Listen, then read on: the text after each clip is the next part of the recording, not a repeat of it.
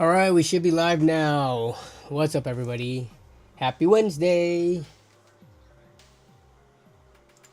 First in the house, in this chat stream, rather, we got Citrus. What up, Citrus? Sup. We got KL130. We got We got Giant Robots. Ayo, happy Wednesday. We got MGLR, aka Logan. What up?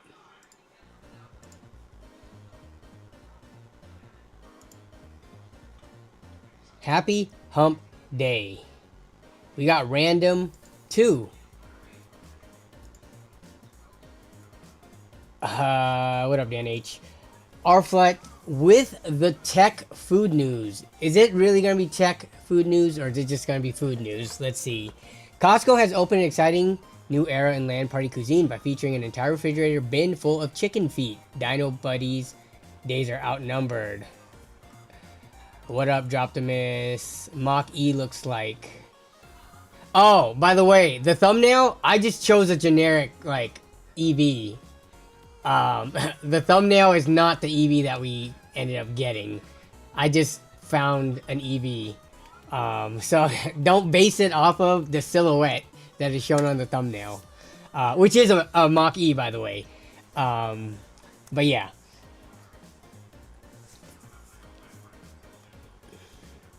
What up, Ronald? What up, Retro Vet? I saw you in... What channel was that? It was the Carmel Moulton's most recent DAZN fight. But was that DAZN's official? Oh no, that's PBC. Yeah. But I saw you over there.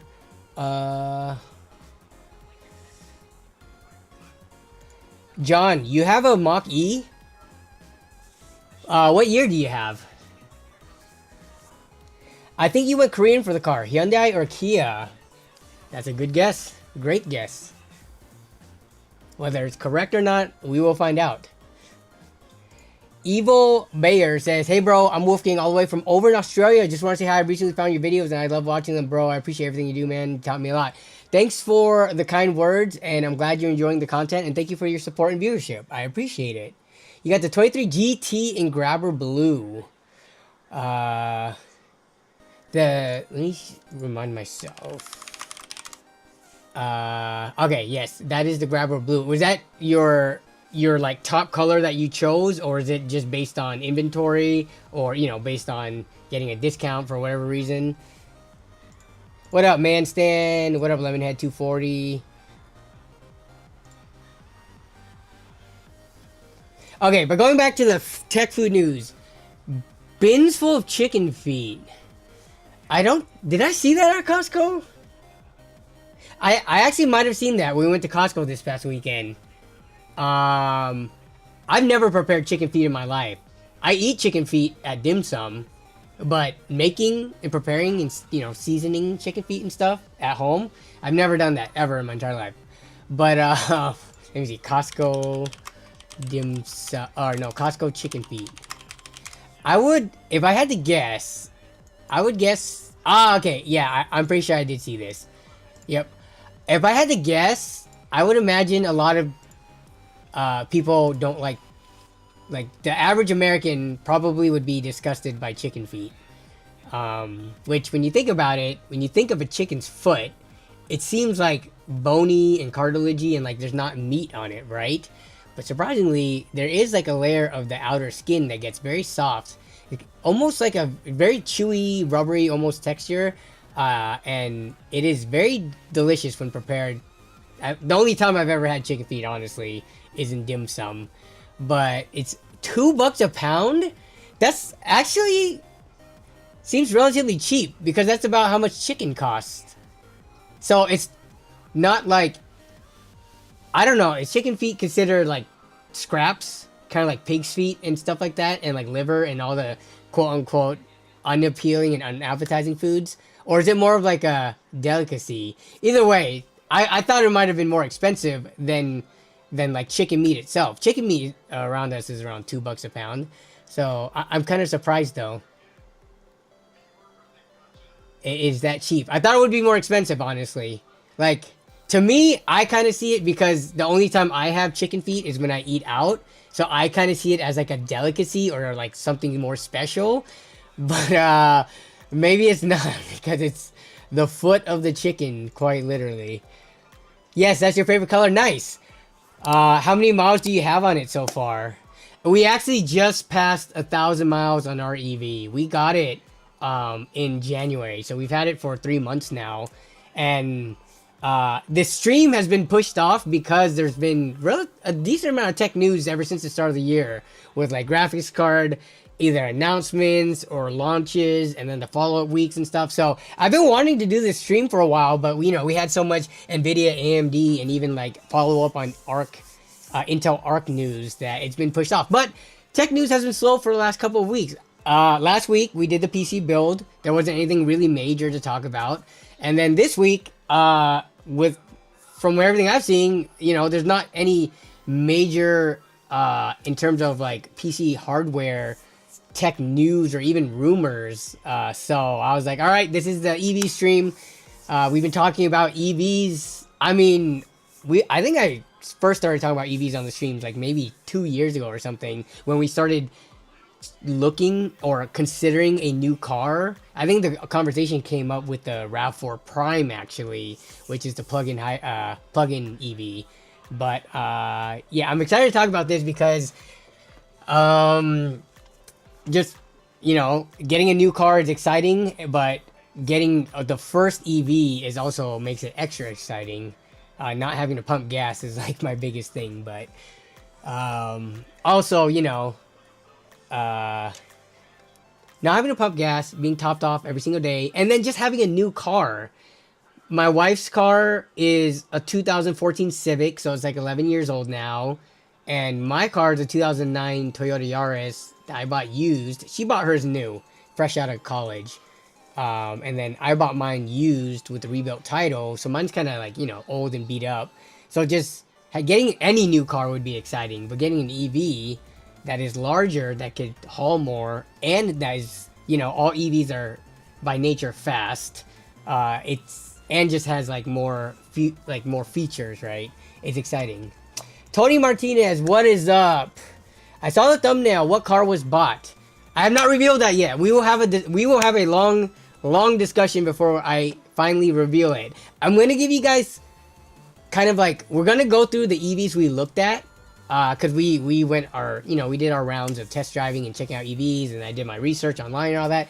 So I will give you my opinions on the EVs that we looked at, or what was considered, and then we're going to have a poll to see if you guys can guess by vote which one you thought I got, and then I'll reveal it. But yeah. You got an electric cargo bike? No, we did not. We got what is the class called for like the Ioniq 5, the Mustang Mach-E, like the Model Y? That's like crossover SUV, right? It's not like a full-size SUV. It's a compact SUV, crossover SUV, whatever the term is. That was the class that we were going for. Robert Fixit says, yay, EV chat. Evil Bear says, me and my partner and I legit just went to Costco for the first time, and you should see our cabinets. They are full. Of what? The chicken feet or other things?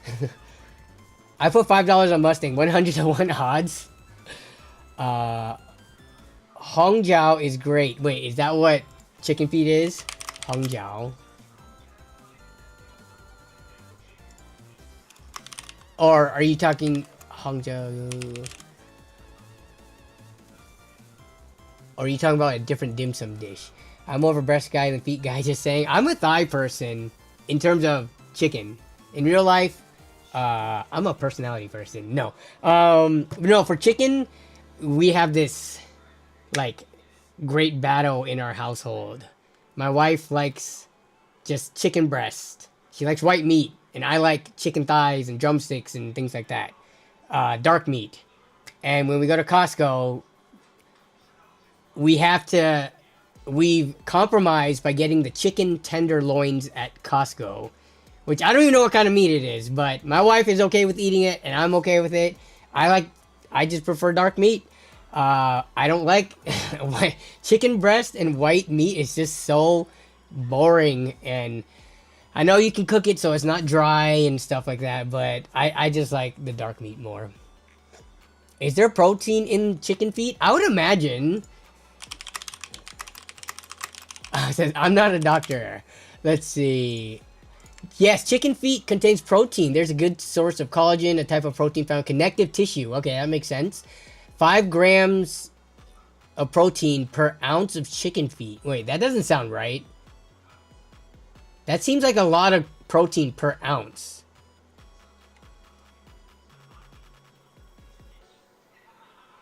That seems like, I mean, an egg has like 6 grams of protein, I think. Huh. Is chicken feet a superfood? No, anyways. I love how our Flet's random news of the week could throw off the conversation and stream that much. Let's see. Did we buy a Tesla? Says Andy Rami. Statistically, and we'll go over all the numbers and stuff. I'll pull up the top 10 EVs sold in the US. Statistically, if you guess Tesla, just based on volume sold, that would be like a good guess, I think, but we'll see. Free laptop? What do you mean? Why did you say free laptop? I'm not giving away a free laptop. I would hope it's cheaper than chicken meat when chicken feet include the bones. This is right. It is mostly bone, actually. I'm a pig feet kind of guy. I like pig feet. Yeah, shape look like a Mach-E. It is a Mach-E. I did choose the Mach-E for the silhouette, but I had to choose a car. I looked up generic EV, and none of them gave me a nice cutout. So, like, if we look up generic EV, right? I needed to find a PNG image, so I didn't have to like manually cut it out. But like, they didn't. I was gonna use this one at first, but because it had the shadow, I was like, I'm not trying to cut this out. I needed to find a clean image to get a cutout of. What is this even? Is this just a generic actual one? I'm a women feet kind of guy. Okay, bonk for horny. Pig feet in pozole is amazing. Yeah, I eat a dish, Vietnamese dish called bún bò Huế that puts pig feet in it. And pig feet, surprisingly, has BBH pig feet. A decent amount of meat in it. Let me see if I can find it. Pig feet. Yeah, so when you... I mean, it looks kind of gross when it's not cooked. But once you cook it, it has like the chewy skin and then actually chunks of edible meat on the bone. And I don't know. Is this considered exotic food? Is pig feet, chicken feet considered exotic? RAV4s are sexy. I wish Toyota made, like, I don't want to talk about the EVs just yet, but just on the RAV4s. Before we even considered EVs, we did consider the RAV4 Prime. You know, you get that 40 miles of plug-in EV action before you go to gas. Then eventually, I think we got away from the idea of, like, we just don't want to go pump gas anymore. Like, we don't want a car that runs off gas. We don't have to ever worry about gas. Though we do like the RAV4 size, and I'm a, you know, lifelong Toyota. Ever since I started driving at 16, I've driven Toyotas. My whole family, for the most part, has driven Toyotas. I am a Toyota brand loyalist, if you want to call it that. Which, being brand loyal is pretty dumb. But that's just the track record and history I have with cars, is Toyota. But even I can see, as a Toyota fanboy, the BZ4X, which we did check out. It does have issues, but it doesn't mean we didn't buy it, because I'm not trying to reveal which car we bought. We might have gotten the BZ4X, but I just wish they had a RAV4 EV, a RAV EV. I don't know. It's just, the RAV4 is such a popular car. Why not use the name, kind of like the Mustang did?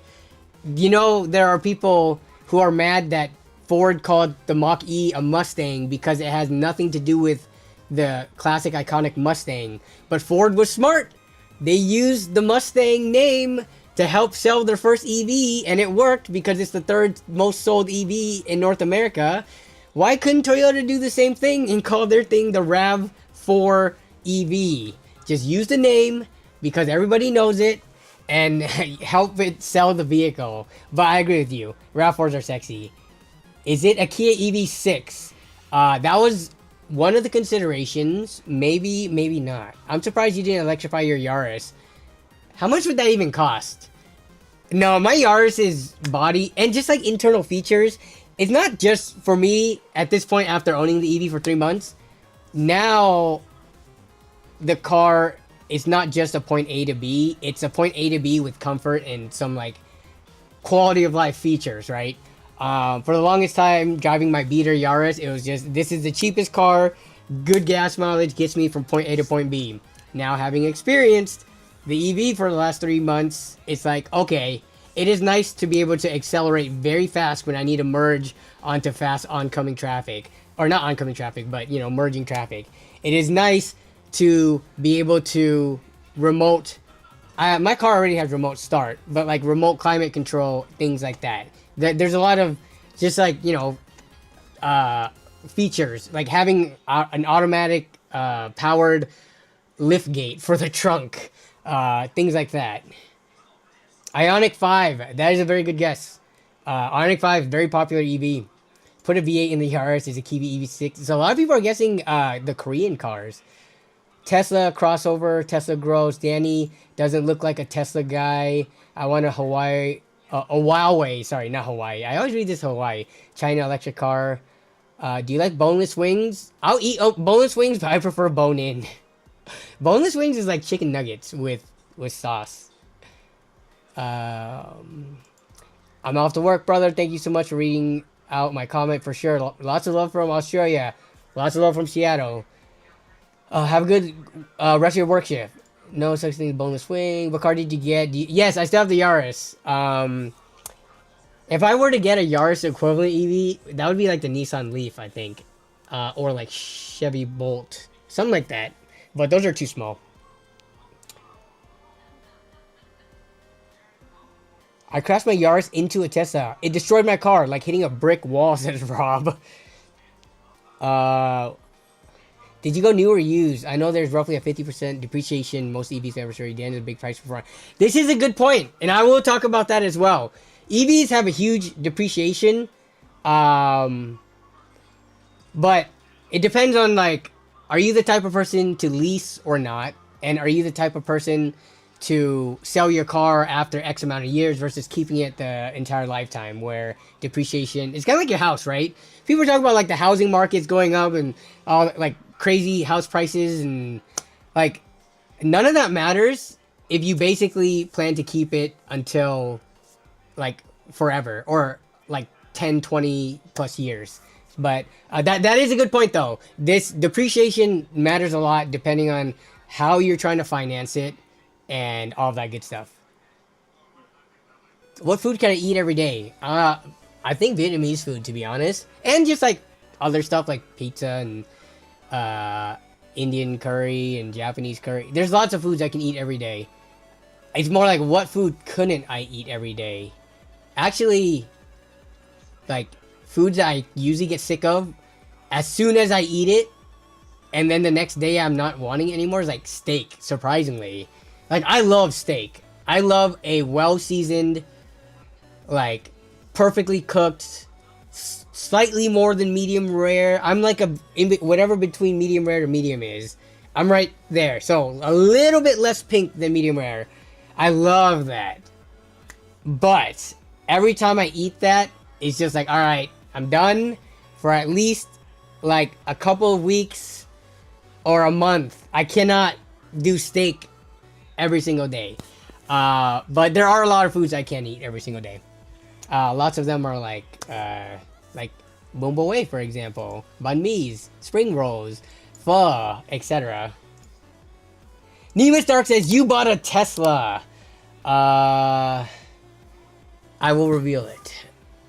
Dude, Hog Feet's where it's at. I'll lose it if you bought a BMW i3. I had that car before my Tesla. For the people who are another Yaris equivalent-ish. Nice little cute car. What happened to Yaris? Nothing happened to the Yaris. We just needed my wife and I, not, well, we kind of, we were looking for a new car, and, you know, for planning to start a family, and just both of our cars, they're still fine, but, we wanted to get a new car together because both of our cars are over 10 years old. They still work fine. They're going to be our backup vehicles, but just both of our cars were very, you know, what you would call like economy cars. She had a Civic, I had a Yaris. So we were looking for something a little nicer, like an EV, also larger in size to be able to like fit things easier, and when we fit more people, it's comfortable, etc. So yeah, RAV4 is pretty expensive.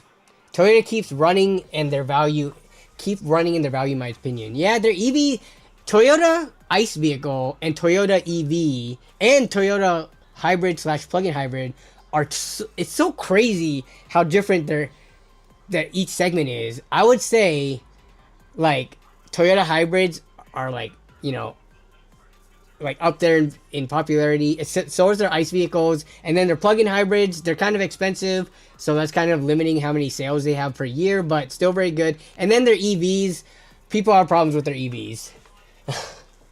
Okay, let's see. Polestar, Porsche Taycan. Man, you guys are guessing some expensive. Death Tech, what up, Ryan, is guessing it's a Ioniq 6, calling it. Nissan Leafs are garbage. Okay, let's see. Oh, bigger car is getting a mini Danny. I mean, whatever car we got now, we don't have kids right now, right? But this car is gonna serve us for the next, hopefully, 20 years. If not, like, at least for sure 10, if not 15, 20, depending on, you know, how tech goes and all of that, and if we just eventually need a newer one later on, or a second EV. But no mini Dannies right now. But yes, this is a consideration, right? Like, when you want to have one kid or two kids, you kind of, it's like, if I was carrying a baby in my Yaris and I got sideswiped versus an EV, which is heavier, and one that is like a compact crossover SUV type size, which car is going to be safer for the occupants within the vehicle? In a tiny Yaris versus in whatever, you know, crossover size SUV, and then EVs with more weight, you know, with regards to momentum, inertia, all that stuff. So it's a consideration that we definitely looked at. Does anyone in the Land Crew have an EV? Nobody has an EV, and nobody in the Land Crew even has a hybrid. Yeah. This is the first EV. Oh, by the way, LAN Party is actually happening next Friday. So next week's stream is probably gonna be talking about LAN Party and if there's any tech news. But the next LAN Party is happening next Friday, so a week and a half from now.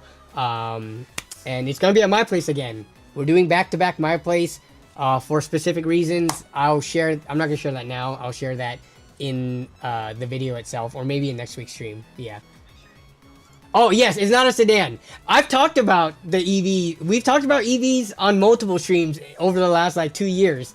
I guess not everybody has caught every stream, but if you have caught most of the streams and you've caught the EV streams, you'll know we're looking for like a crossover SUV type size, not sedan. Yeah. We have a 21 Toyota Highlander, and it's the best car I've ever owned.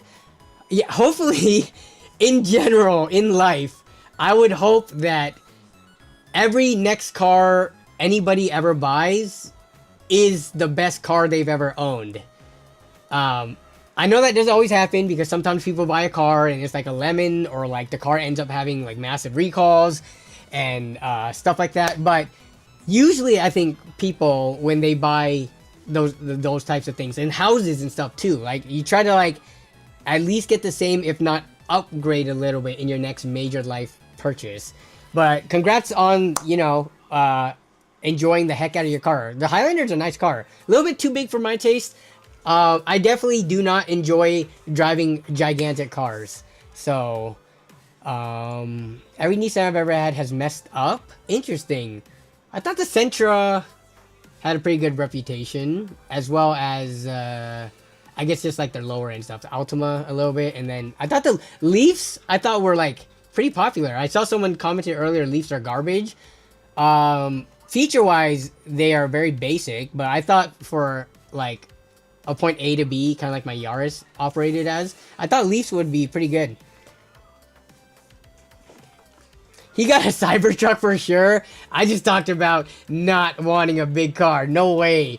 I did check out, because we checked out like all the dealerships and stuff.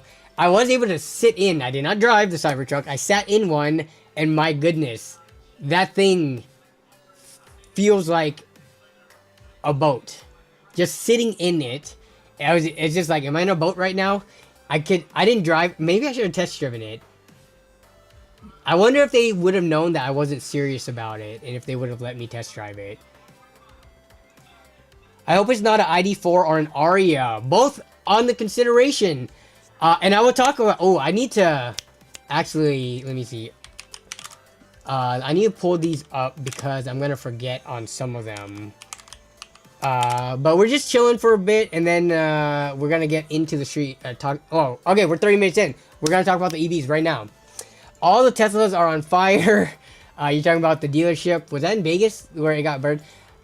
I was in 3 actions to my Yaris. Still had that sucker on the road. You know how much I love every time I learn that the viewers, you guys out there, also have the Yaris or love the Yaris. And then I don't feel like I'm a crazy person, because most people in my life, they kind of like look at my Yaris as a joke. Not like in a mean way, but in like wow, Danny drives that beater cheap car around. Like, I'm constantly asked by friends and family, like, why don't you get like something a little bit nicer? I'm like, no, I love my Yaris. What if I could, I would keep this thing forever. And I sometimes started to feel a little crazy that like I just have this weird obsession with this one car out of the many cars that exist out there. And then I learned some of you guys out there have had a Yaris or love the Yaris, and it makes me so happy on the inside. So I would just say that. After you get your new car, enter the Yaris in the all Yaris race. Yeah. I love my Yaris. You have to have 1 million subs to drive a Cybertruck. I don't know if that's true. I'm pretty sure I've seen content creators with a Cybertruck. But like Tesla reviewers with less than a million subs that have a Cybertruck. I'm gonna guess the Volvo EX40. Make sure Lucid Air is on the poll. The poll can only run 4 things, so we're gonna have to down select it to like the most difficult to choose between. Danny, did you throw down a fat stack on the dealer's desk, or did you finance? We bought the car outright. Or the EV, I guess it is a car. We bought it outright just because interest rates kind of suck right now, and we have been saving, and we are dual income, and we've been financially responsible. We are very frugal, so when you're frugal, you end up saving money. Yeah, we were able to buy it outright. And I'll give you more details about like what we were looking for in a second here as we start the stream. I think Leaf was the Leaf battery bad? I've looked in the used market for Leafs, and I've seen plenty of models where like, you know, after 10 years or whatever, it seems like their batteries are very like depleted. Their max range is decreased, but I wasn't sure if that was just because of bad charging habits or too much supercharging or what, but yeah, I have seen a lot of the EVs that have been around for a while, right? Like, we're talking 10 plus years. So, a lot of the newer ones, like Ioniq 5s, EV6s, things like that, those, they haven't been around long enough to test the test, or to see the test of time. But, just because I was looking at the used market first, but looking at the used market for an EV, it was so funny to see, like, I mean, if you're looking for like 10-year-old EVs, you're pretty much only going to have like Teslas and Leafs, right? But you would see something that's like dirt cheap, like $8,000 for a Tesla Model S, you know, one of the originals. And oh, $8,000? Let me take a look at this thing. And it had like 180,000 miles, and its max range now is like 50 miles or something ridiculous. I think newer battery tech is a lot better. I've seen some of the newer ones because a lot of people use EVs for like gig jobs, like driving, Uber, Lyft, Uber Eats, DoorDash, etc. So people have put like into the over 100 for sure, and some into like the 150 or 200,000s on some of these cars. And the batteries, the range loss is like very acceptable, like only like 20 to 25%, which if you think about 200,000 miles, that's a lot. So I don't expect any car to keep like 95 or 90% of the original battery range after 200,000 miles. At that point, most ICE cars, you toss them and you get a new car. But for an EV to last that long, like if it can still keep like at least 60% of the capacity, I'm good. So EV that lasts 20 years, you're dreaming. Well, it's not about the 20 years, it's about the miles you drive, right? So in terms of miles driven, my wife and I both average together even like less than, because we have really good work situations with regards to like commute and things like that. We average like together combined 10,000 miles or less per year. So with regards to that 20-year remark, having seen EVs gone over 200,000 miles, it would last us 20 years. Now, it wouldn't last people who have crazy long commutes and stuff 20 years, but for us, very realistic. Again, we've had the EV and we've been driving it pretty much almost exclusively for 3 months now, and we just put 1,000 miles on it. So we're gonna look to average like, based on that, we're gonna average like 4,000 to 5,000, maybe 6,000 this year.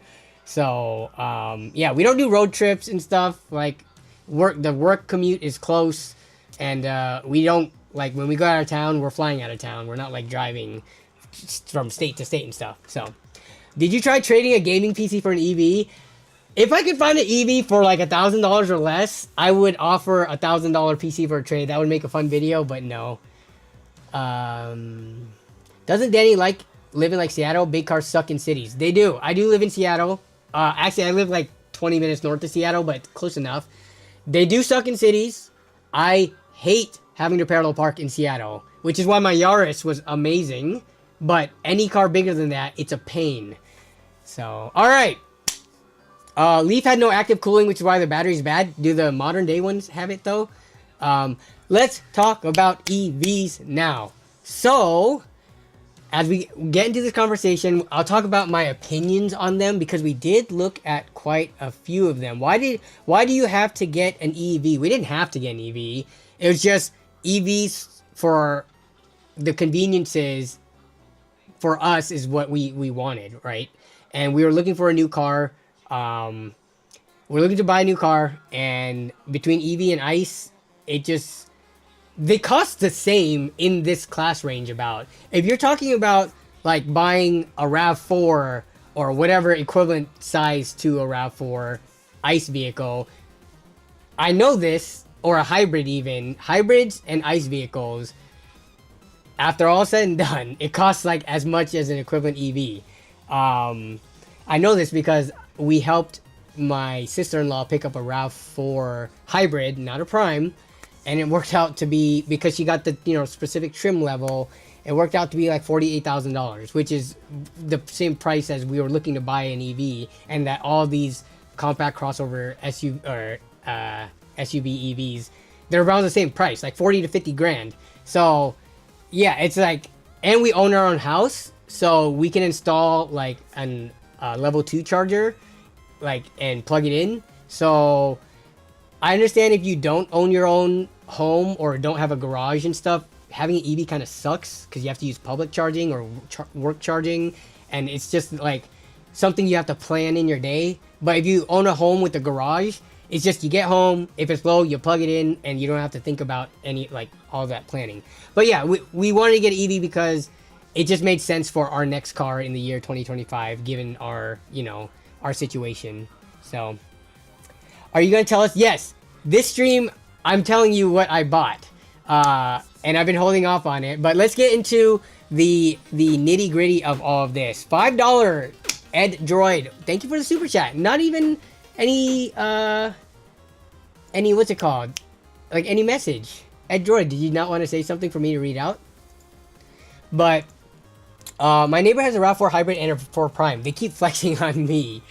Okay, so let's just talk about, I guess our EV situation. So now that we're officially starting the discussion, both of our cars are over 10 years old. They still work fine because they're Hondas and Toyotas, but we were looking for a family car. We do not currently have kids, but we are planning in the future for kids, right? So when you start to plan for multiple kids, then you want a car that can haul you and your family around safely and still have a lot of room. So that's why we looked into the compact crossover SUV type size car. So what kind of cars is that? So that's like Nissan Arya. Just for the people who like aren't super into like cars and stuff. I'm not even a car guy, but you know, going car shopping, I had to get into it more. So we're talking about cars like this, and these are cars that we actually checked out. EV6 from Kia. So now you're kind of getting the idea of what size car we want, right? So not a sedan, something bigger than a sedan, as well as a hatchback. Just because, look, hatchbacks are... I cannot think of a good argument against getting a hatchback car, aside from the separated trunk if you're afraid someone's gonna like break into your car because they can see what's inside. But most hatchback trunks, you can put a little cover over it and then you can't see what's in the trunk. But I guess the only downside to me for a hatchback is that it is easier to break the window and steal what's in the trunk than a standard sedan. But you lose just like the ability to haul things. Like if you ever went and bought something from IKEA, or you know, wanted to buy a lot of stuff that you wanted to transport from the store to your house, SUVs have way more utility. That's why it's in the name, sport utility vehicle, right? And I'm not gonna talk about all-wheel drive and all that stuff, because sedans can have all-wheel drive. So that's not one of the things that makes a sport utility vehicle what it is. But I think just a hatchback is very nice to have. But what else was there? The ID4. So that's the type of car that we were looking for. It's just your standard run-of-the-mill family car that's not like a minivan or station wagon, right? So that's what we were in the market for. When you showed that tiny BMW, I was starting to get worried. No. Someone else mentioned the i3. So we looked at... Give me 1 second. I'm still... So we went and did our rounds to all the dealerships. My goodness. Anybody, whether or not you lean for an EV or not...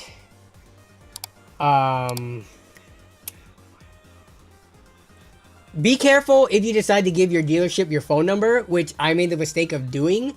Well, I wanted to give them my phone number because I'm a serious buyer, but my goodness, do they hound you and text you and call you until you either buy from them or you tell them you bought from somewhere else, or I guess you could tell them to leave you alone.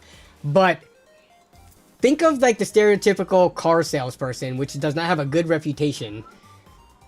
That is exactly how they are also with your contact information, because we went to how many dealerships? I mean, it must have been at least 8 or 9 dealerships of all the different car makes, right? Toyota, Volkswagen, Hyundai, Kia, Nissan, Honda. We went to we went to all of them, gave the contact information because we were trying to buy the car, and they are annoying. Car dealerships, does anyone ever have a good story about car dealerships, or like have a good view of them? No, right? So yeah, I don't even know how I got on that topic, but one Ed Droid did end up writing a message. Lol, just keep the content up. I just found you a couple weeks ago and about car. What? No way you watched almost 10 years of my content. I actually don't. How many videos is that? I probably have like 400 something videos, so I guess you could catch up. But thanks for the support. I appreciate it, and the viewership. Pretty sure it's the EV6 from Kia. Ooh, EV6 would be nice. Yeah. The sport in SUV is a joke. LMAO. I mean, with an EV, it kind of applies. EVs are freaking fast in terms of being a sporty car, a fast car. But yeah. That's their job, law. Their job is to sell. That is true. It is their job, but it doesn't mean that they are relentless. And I did sit down at dealerships just to talk pricing, not purchase yet. And my God, they were trying to sell me the car on the spot. If they get you in a chair and they start pulling up the freaking, like, the numbers and, like, you know, they give you the columns or, like, the squares and start talking about the costs, they're trying to make the sale. Even though I told every dealership we are still making our rounds and looking at other makes and models, they were still trying to sell us. The most commonly heard line I heard was, "What do I have to do for you to buy this car today?" And I was like, well, it needs to be this price. And they're like, oh yeah, we can't do that, right? So just having gone through the car dealership experience recently, my goodness, I hope I don't have to do that again. And yeah, the second EV we buy might just be used because we wanted one that was like, so now we're talking about the new and used thing, right? Used EVs do depreciate quite a bit within the first 2 years. Around our area, though, for the EVs that we were looking for, the thing is, like, to get a decent discount on them, let's say, like, $10,000 or more, the mileage on them were, like, starting to be in, like, the 20, 30,000 miles, which is fine, but then you start to, like, wonder, and that's just for, like, a $10,000 discount, so, like, 20% off, which is pretty nice, but I think for my wife and I was more okay with buying used. She definitely did not want to go used. She's not a used person at all on anything, actually. So, I was willing to compromise and get new because right now they have great incentives going on. For used, there's not as much incentives.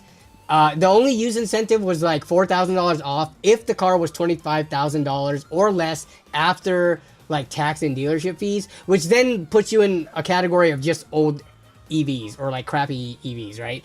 But right now, a lot of them have $7,500 off, which was a big incentive that like kind of offsets the new cost versus used. But at the end of the day, it was like, this is our first EV. We plan to not sell it, so depreciation to us didn't matter. And we're probably gonna drive it to easily 150,000, hopefully plus miles, because we're babying the battery. We don't ever charge to 100% except for like once every month, and we never take it down to 0%.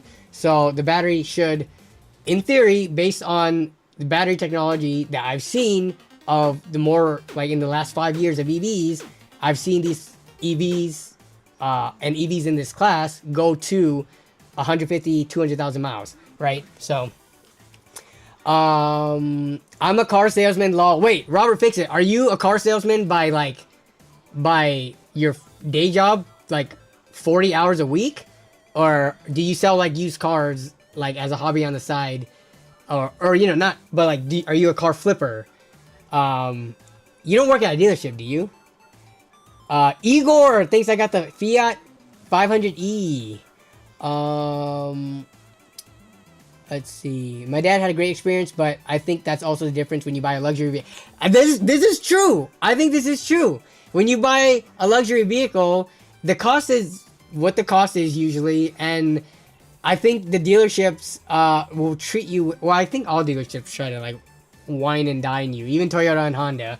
But to me, I don't want them to be pushy, which every single dealership was pretty pushy. The first car I bought, I negotiated the best deal in the state, California, and heard the GM yell out not to give any more discounts.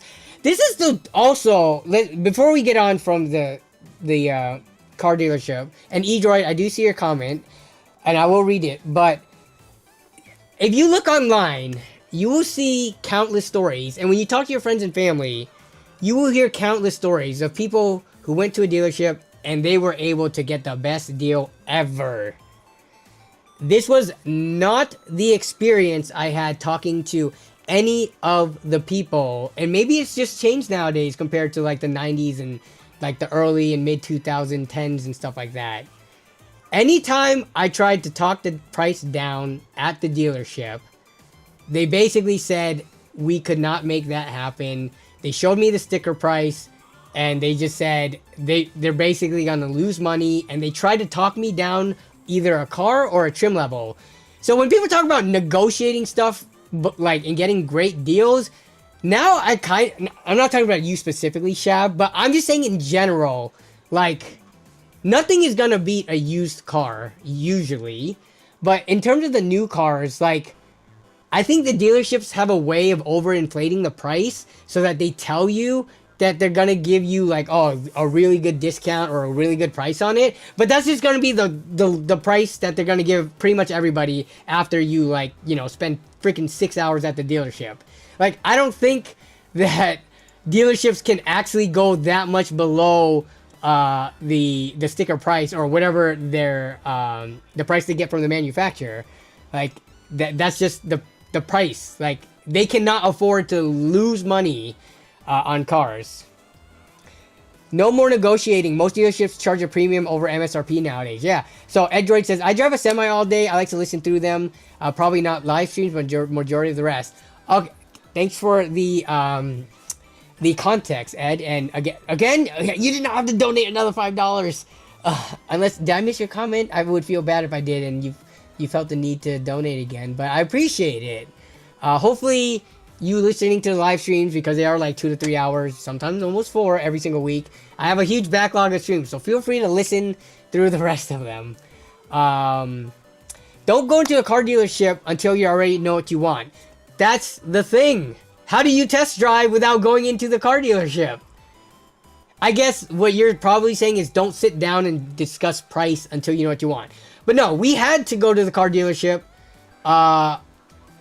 because they weren't, like, it's not like when we got there, we had to go inside, and then they told us to wait as they got the person to help us test drive the car. Like, we had to test drive these EVs because we don't know people with EVs so that we could try them out.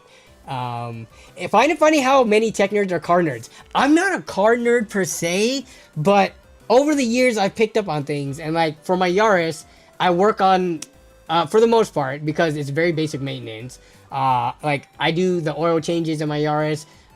When the little solenoid thingy, I accidentally broke it, I replaced that. I replaced the serpentine belt. I can do things like that. I can't do major engine work. I just don't have the tools and the space to do that. I guess I have a garage, but I don't have like an engine, you know, stand and everything like that. So, just over the years, and then my family, like my stepdad and all my brothers, they're all into cars. So I have just been around cars, and being an engineer, you like learn that stuff, right, in school, not specifically cars, but like just concepts of like mechanical engineering and thermodynamics and all that stuff. You get to know about cars, whether or not you actually care about them too much, which, to be honest, I'm not a car guy. I do not care. That's why I drive a Toyota Yaris. But I do try to learn as much as I can and be informed when making a big decision like this. Can we get a Yaris rip video? Maybe a long video about how it served you.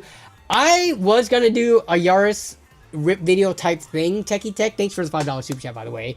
But I have recently talked about this on stream, is I think I'm going to keep it for my future kids. And, you know, you teach them the value of hard work and the value of $1 by not giving them the nicest thing, and giving them a Toyota Yaris is, especially by the time they're of age to drive. So at least 16 years from now, the car is going to be like, you know, 20, almost 30 years old. That's how I learned to drive, on like a 30-year-old car when I first started driving. Not 30, the car I learned to drive on was like 20 years old. But yeah, but I'm going to keep it. The Yaris only has 150,000 miles, only because it's a Toyota, so it should last a lot longer. I'm going to reveal the car after we talk about it, but I keep on getting distracted. I am sorry, guys. Back on track. Alright. Let's look at the top 10 EVs in the US, just to put everybody level set, right?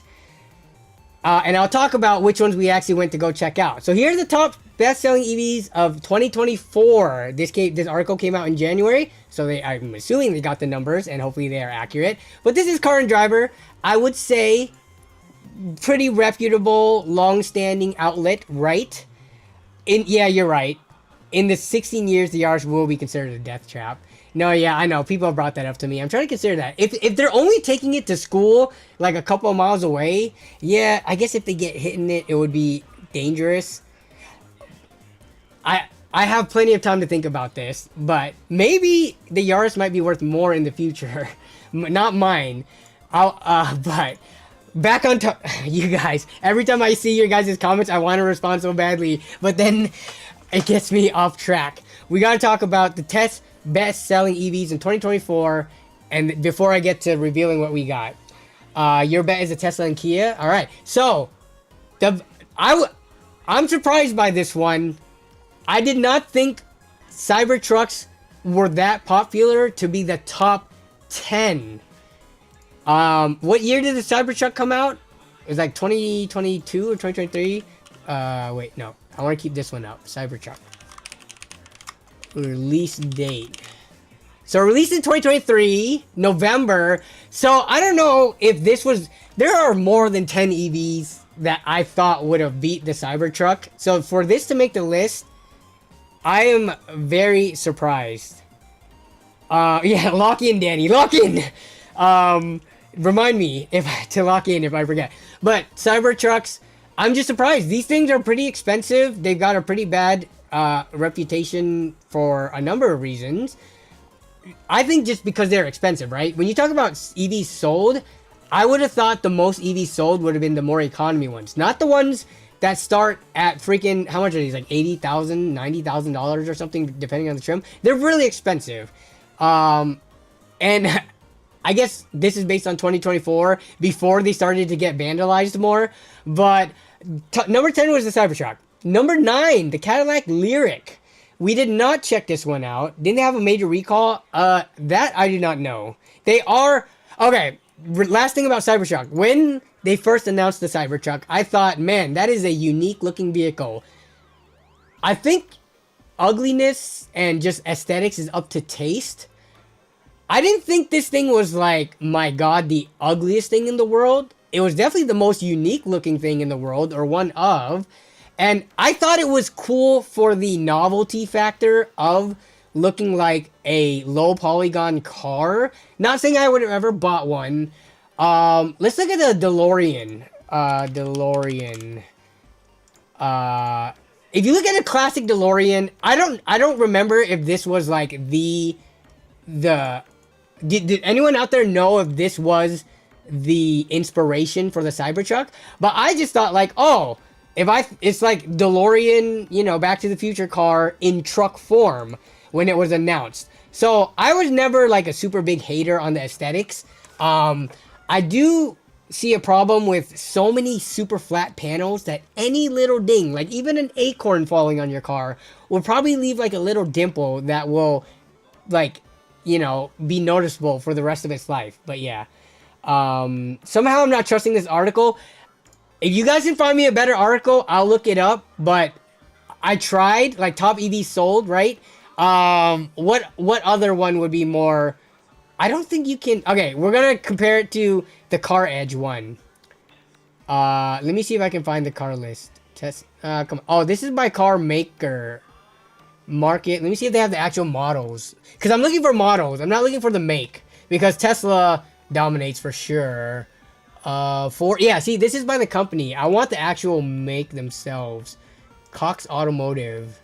Yeah, see, this is by companies. Oh, here we go. Wait, what year is this? January. Okay. Lyriq is on there, so I'm not gonna... So, Rivian versus Tesla Cybertruck, both of them, I still wouldn't have thought made the top 10. But this is a different source that we could go off of if we thought anything was wrong, right? What up, Uncle Rico? You can't call me Unc yet. I'm not that old. I think Elon was playing Cyberpunk, was like, yeah, that's what we need. Fat, slow square. Okay, so Cybertruck, I'm surprised. Lyriq, number 9. How much does this thing cost? Let me see if I can... What's the starting price? Okay, not too bad. Slightly more premium than the price range I was looking for. Again, we were looking for like under, 40 to 50,000, under 50,000. And this is like the next tier up in terms of like luxury, I guess. A little bit more luxury than what we're looking for. So Lyric wasn't even on my radar, 28,000 units sold. Then the Equinox EV. This one is surprising because the Equinox EV, I believe, is like one of the cheapest one.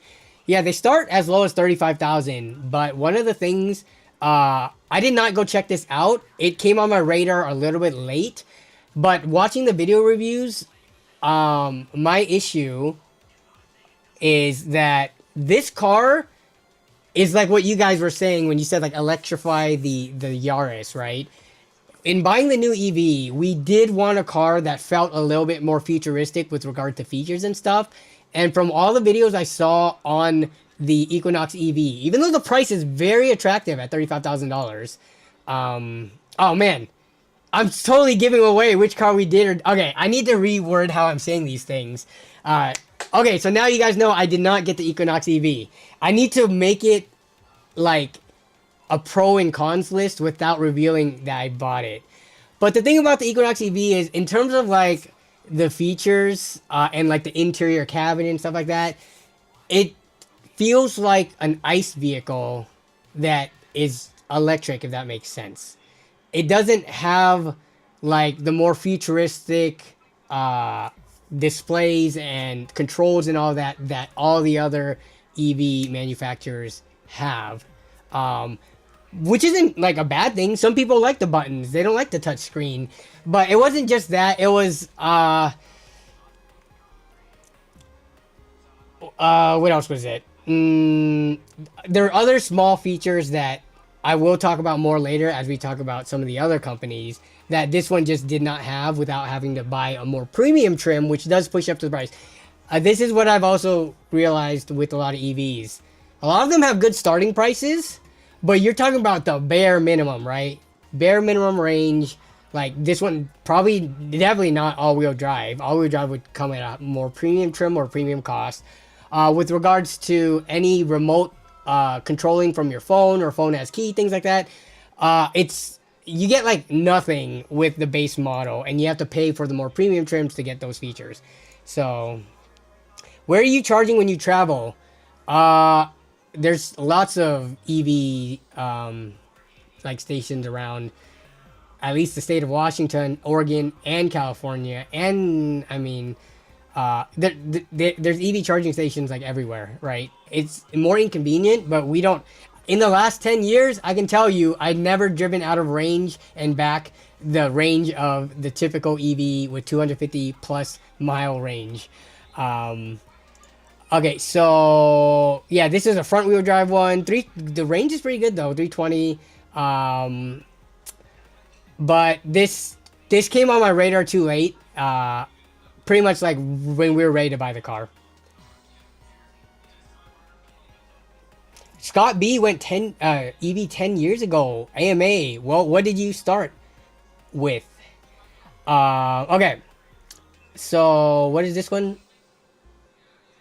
Oh, we're still on that one, right? Okay, let me scroll down. Oh my god. Oh, I'm reading the article. Whoops. That's why. Tesla Model X. 31,000 is number 7.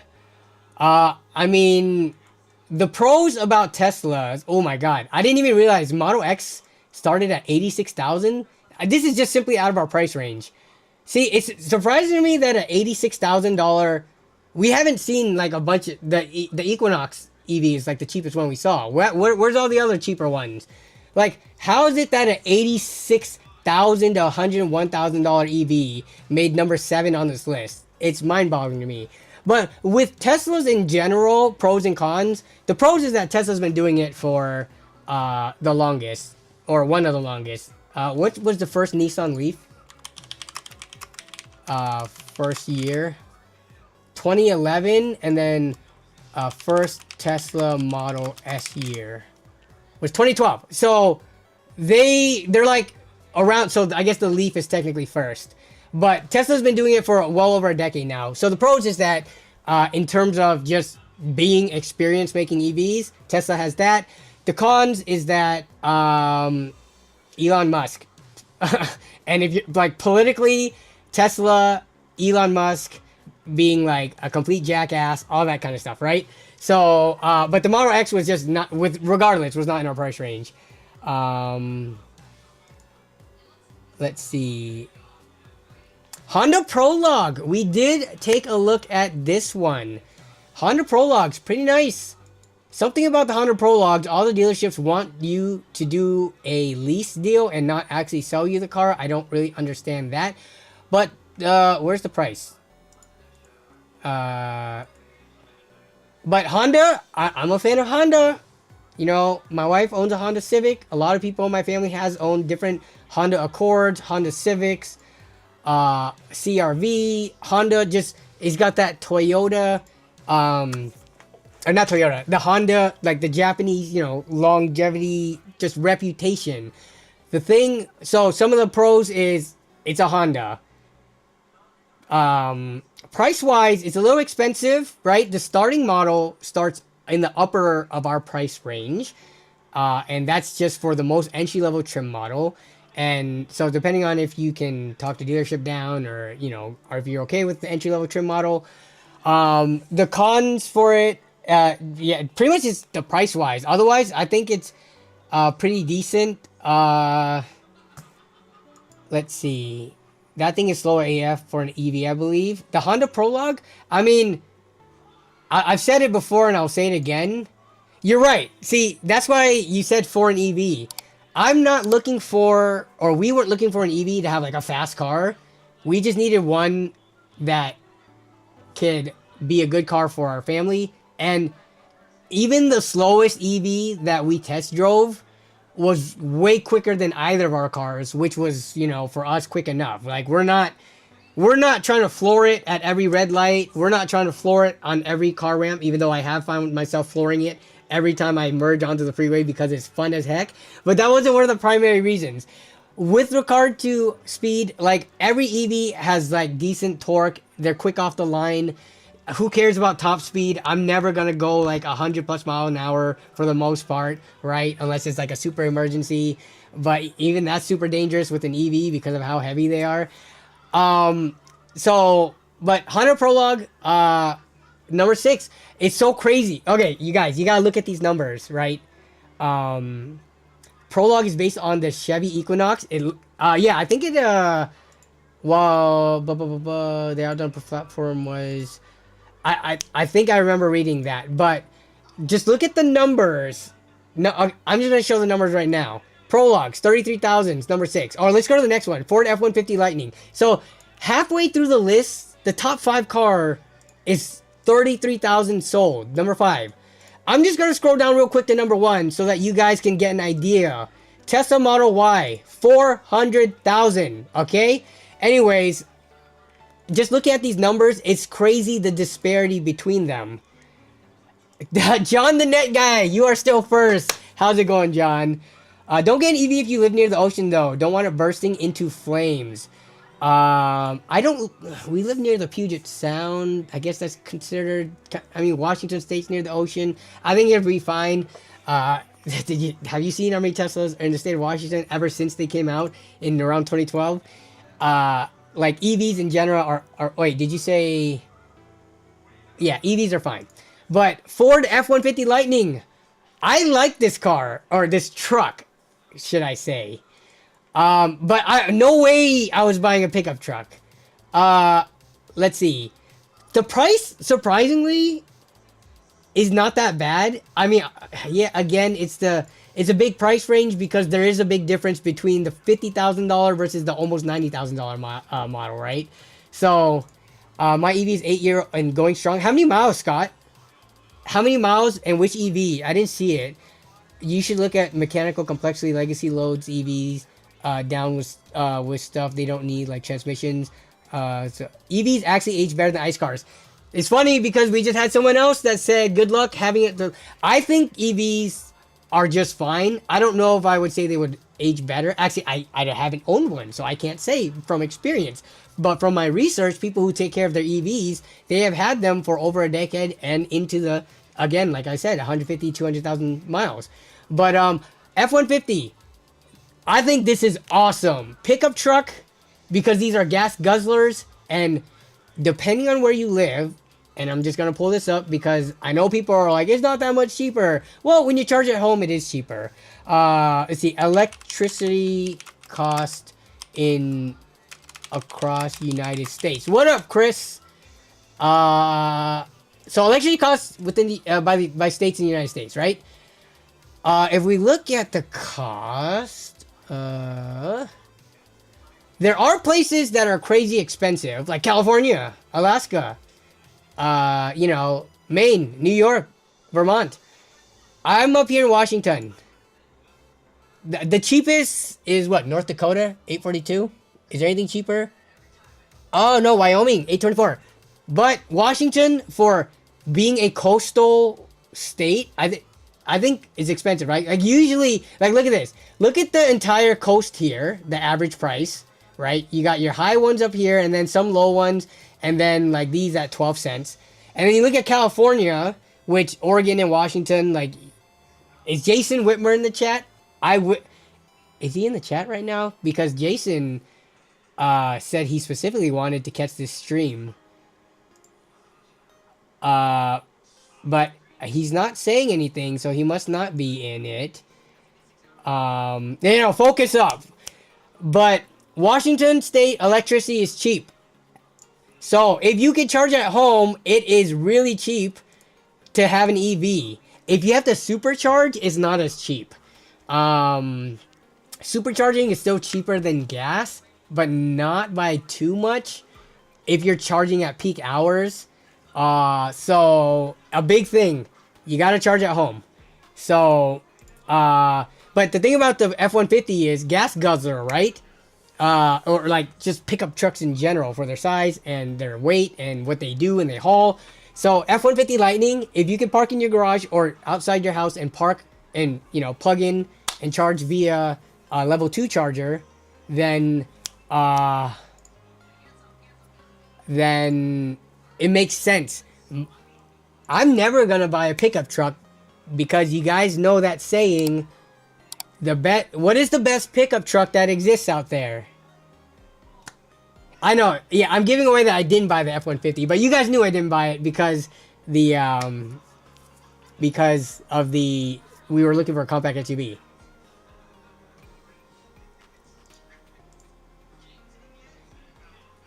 The best pickup truck is your friend's pickup truck. Yes, that is the saying, because once you have a pickup truck, you are the person people are calling to either help them haul things or to straight up borrow your car. What's going on here? 1 second. My chat died. Why are you doing this, Chrome? There is no best EV pickup. I don't know too much about the F-150 Lightnings. Is the hauling not good? Is it like not good to haul?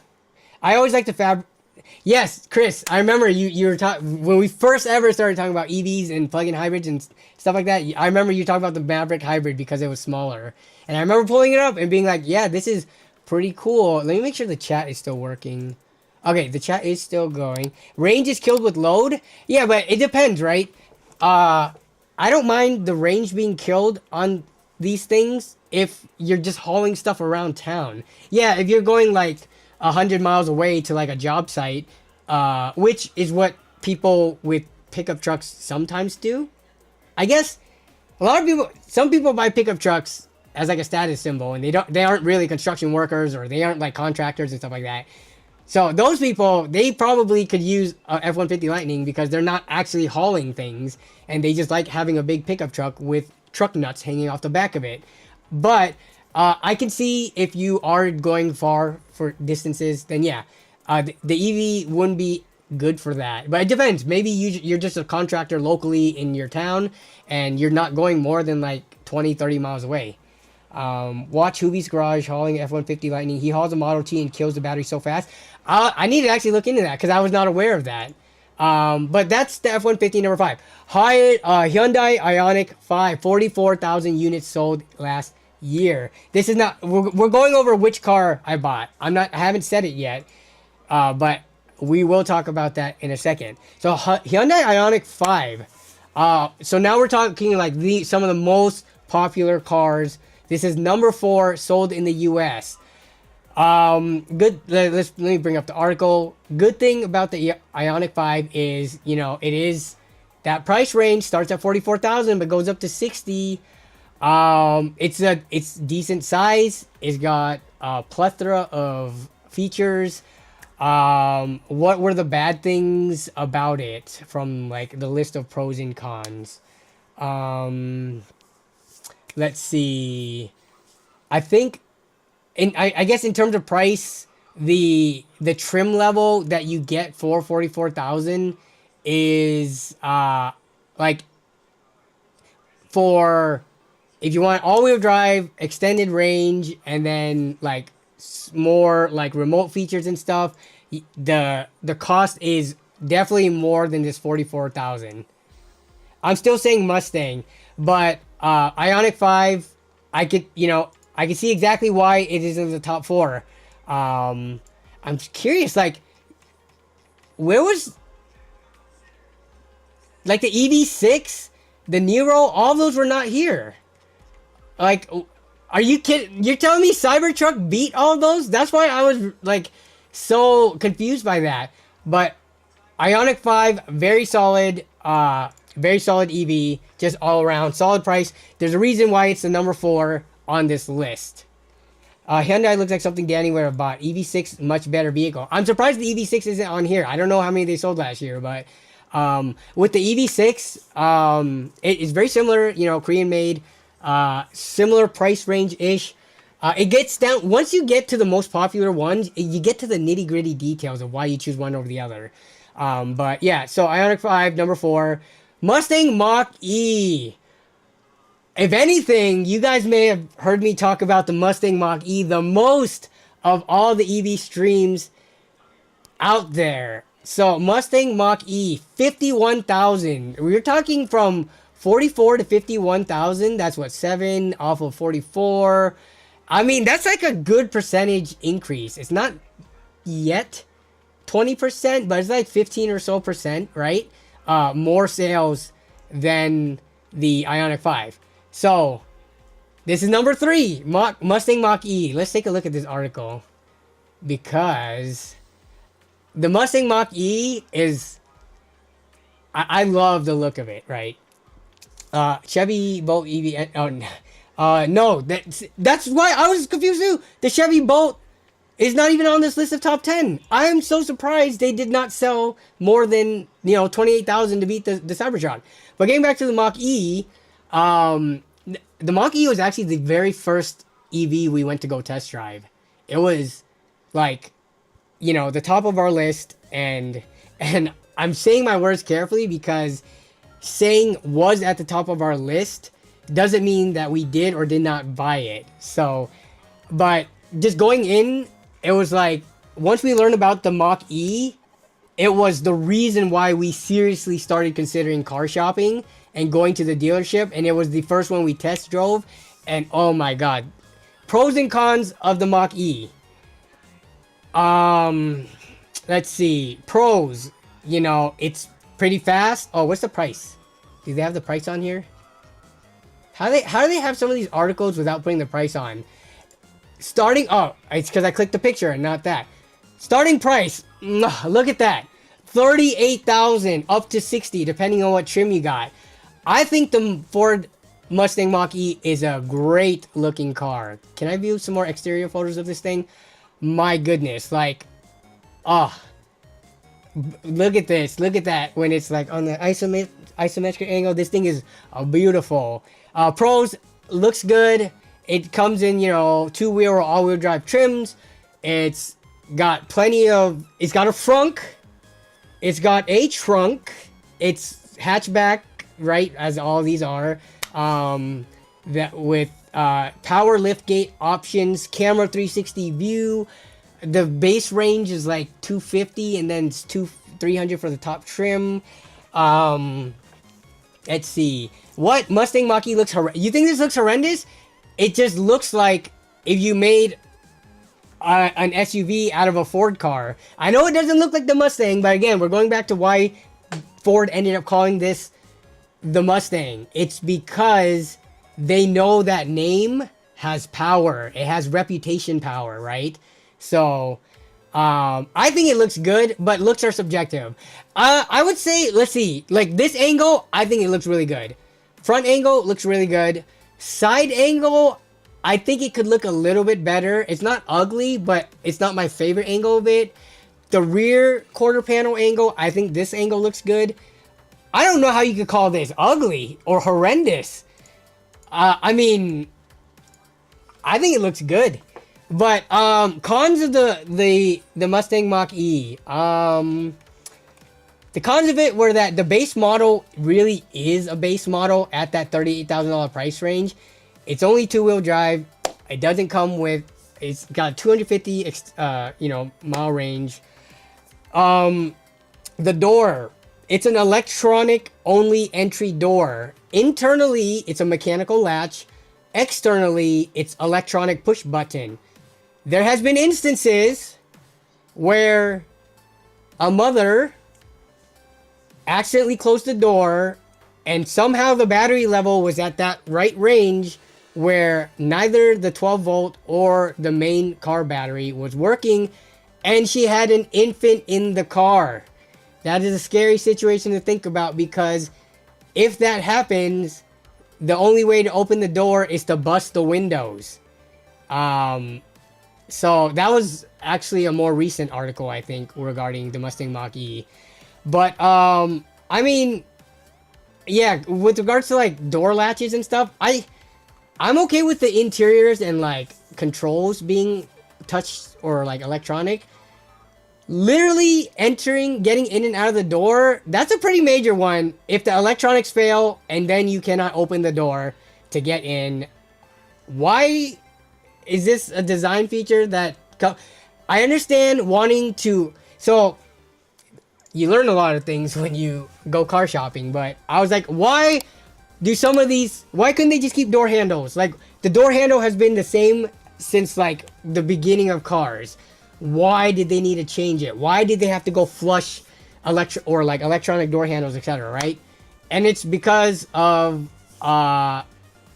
aerodynamics and EPA ratings. All these cars are trying to get the highest EPA rating so that on paper it looks like their car has the highest range. And how do you do that? By removing standard door handles which stick out from cars and ruin the aerodynamics by it's so minuscule, but all these things add up. Kind of like why I learned EVs don't have spare tires, because spare tires are heavy and lower the EPA rating of their range, right? So with the Mustang Mach-E, like, price is amazing, it looks amazing, it does have downsides which I just listed, but I mean, still love this car. Yep, previous Mustangs looked 100 times better, Lemonhead. You don't like it at all? What about the Sony Honda car? Yeah. It should be called the Escape. Let's see. It's interesting why we care about how a car looks. We're inside it. This is a good point, Dan H. Why do we care about how good a car looks? Because, actually, I don't care. I mean, I don't think... If there was a car that was cheap enough with all the features that I wanted, with the range that I wanted, all-wheel drive, everything, and it looked like okay, if there was a cyber car that costs brand new $20,000, so cheaper than all these, and it was a compact SUV, so it's butt ugly, but had all the features of all the best compact SUV EVs, I think I would buy it, because... To me, price was one of the biggest factors, and then features, and overall size as well. So that's the Mustang Mach-E, coming in at number. Where did that go? Coming in at number 3. I just accidentally clicked away from the article. Okay. What up, Jake Dog? They've had flush mount handles since the 50s. Airflow for a door handle. It's not airflow for the door handle. It's just airflow around the entire car. I don't know, man. You ask the engineers or the designers. Because to me, it's stupid. Give me, like, the Prologue has normal door handles. Give me normal door latches that will last 20 to 30 years. Okay, so that was the Ford Mustang Mach-E. Okay, now we got to take a look at these numbers again. 50,000 units, which makes sense. Oh, another downside from the Ford Mach-E is first generation, right? They're still on their first generation. It's like the first one was 2021, and they haven't like they've refreshed like year after year, done little changes, but they haven't had a true Gen 2, which a lot of these cars are, right? If you look at any of these cars, Ioniq 5, I think they're still on Gen 1. All of these cars, the only cars that aren't on Gen 1s truly anymore for the most part is like Tesla. So if you care about like a company's longevity or a company's history and experience making the car, then that would be, you know, a pro or a con depending on what car you're getting. So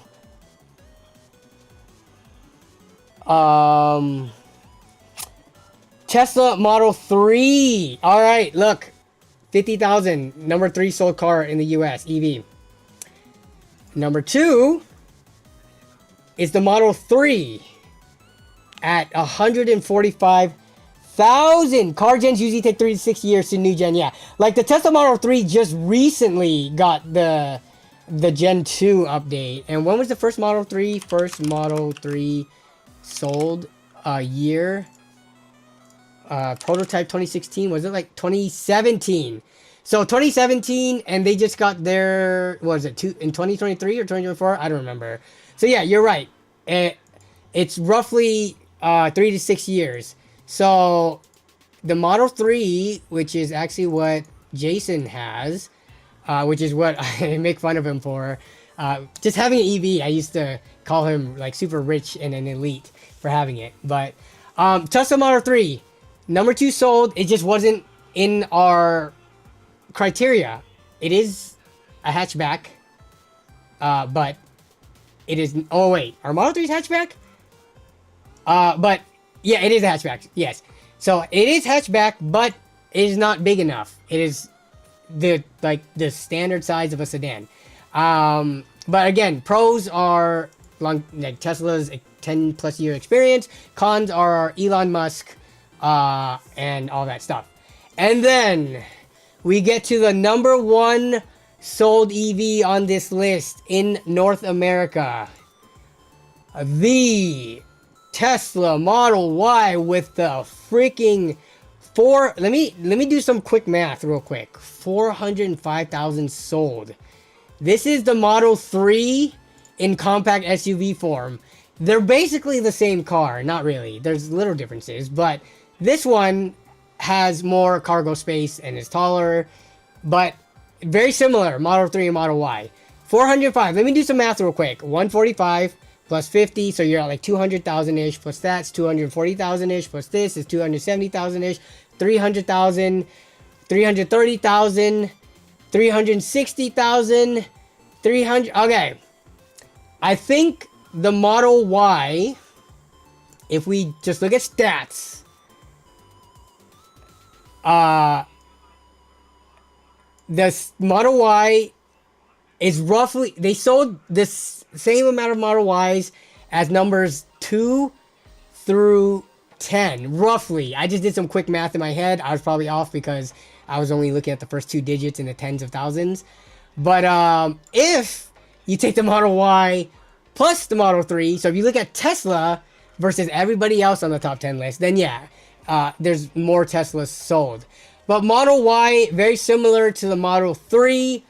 Pros is that just in general, Tesla has, aside from the Nissan Leaf, I guess, has the most experience doing it. It feels like a more futuristic car. They have some weird features like freaking biohazard mode where it, like, you know, locks out everything except for the circulated internal filter, like pet sorry, pet mode or child mode. You know, you wouldn't leave your child in a car, but like if you have a pet in your car, you can climate control it on a hot day, so that they don't burn or like get overheated. But again, the biggest cons is, I think, Elon Musk, right? Like, owning a Tesla, people will automatically assume you're a Nazi sympathizer or and all that. Like politically, it's like the biggest con, I think. Now, people bring up like car batteries and stuff like that. Like Tesla, if you look at how many cars they have on the road versus and how many years they've been around, I'm not sure if Tesla are any more like prone to having car battery fires than any other EVs. It's just all the other EV manufacturers just haven't been around long enough to like, or don't have enough cars on the road, right? To like, by nature, when you have a lot more of something for a lot longer time, there's more, instances of holes popping up, of things like that. So that's the top 10. I will give some, before we get into it, somehow we're an hour and a half into stream. Model 3 doesn't have the biohazard mode. Yeah, I think it's specific tests. I don't know which ones have it and which ones don't, but I did not know the Model 3 didn't have it. I just assumed they all had it. Okay, Nissan Arya. I'm just going to talk about this in case anybody wants to buy an EV. I think it's good to know what is good and bad about the cars. Nissan Arya. They do, kind of like Tesla, they've been doing EVs for 10 plus years. They've had the Nissan Leaf. Even though people in the chat have said it's crappy, it's like the Leafs are one of the most popular super compact EVs. Arya, we checked this out. Pros of this, the size. I love the size of this. Cons, kind of expensive for what it is.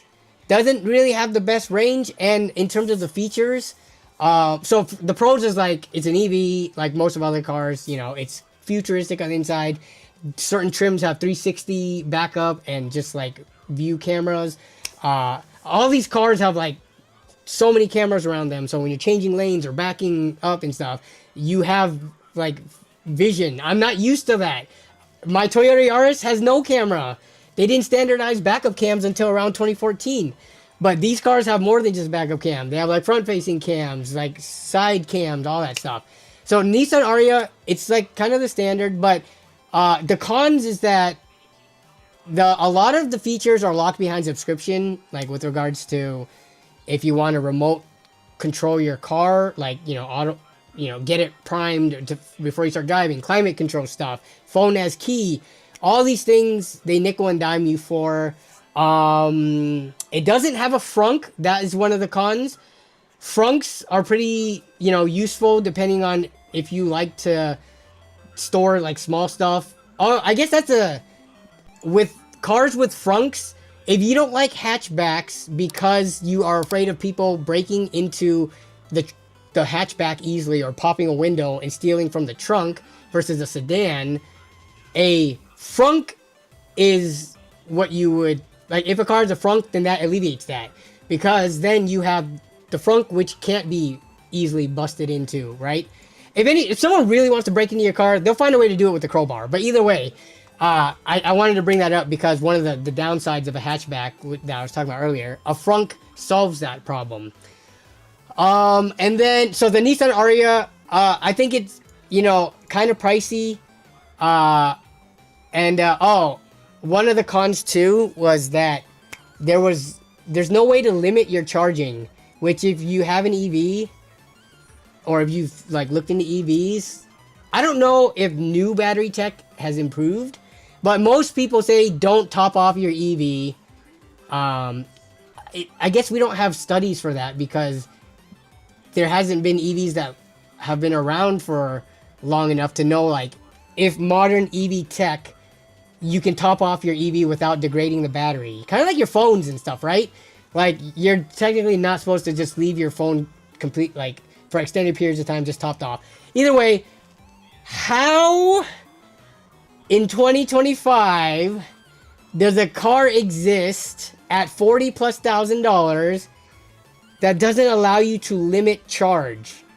How can you not set, I want to charge to 80% and don't go beyond that? To limit your charging on the Arya, you have to limit it by time. So you tell it, oh, charge for 4 hours or stop at 8 p.m. But not only does that require math, you're not gonna be on the ball every time. Like, just even if you do the math, you're not gonna be able to make it stop exactly at 80. It might go over a little, it might go under a little. Not the end of the world, but still, it's like you've got this car that is futuristic EV made in the last year, and you couldn't put a little thing in the programming to tell it to stop charging at a certain percentage. I don't understand. Mind-boggling to me. Nissan Arya was another car we checked out. Kia Niro EV. So these are cars that you guys might consider if you're in the market for an EV. Kia Niro EV is pretty cool. I'm surprised this one didn't make the list. I mean, it's not like it's that much cheaper, but it's a little bit smaller. This is why we ruled these ones out. Niro, it's smaller than like the Mustang Mach-E, the Model Y, the Ioniq 5, the EV6. This is just the more compact, small version, but I like it. And then the Hyundai Niro EV. This one is also kind of small. It's kind of like, you would be surprised. Looking at these pictures, it looks like it's the same size car, but it's not. There is a noticeably amount of less trunk space on this. So, how much does this one cost? Let me see. Car and Driver. Car and Driver is the top. So, same thing. And it's not that much cheaper. For how much smaller these cars are, like the Niro and the, what's it called? The, wait, what's the, I'm confusing their names now. Hyundai, EV. The Kona, sorry. I said Niro twice. The Kona. How much is the Kona? We looked at the Kona too. We looked at a lot because this was a big purchase for us. Car and Driver EV. So the Kona is a little bit cheaper, but it's also smaller. So it starts at 34,000, goes up to 42. But I liked the Kona. It was just not within our size range. Again, we planning for a family and stuff like that. This is like, all the other cars are closer to like the size of like a RAV4 and things like that. This one is noticeably smaller, even though it is a hatchback, and full EV and all that. Okay, so we've gone over all the cars. I think I can only run a poll with 4 cars. What cars do you guys think we ended up buying from the EVs we've talked about tonight, which we've talked for the last hour or so?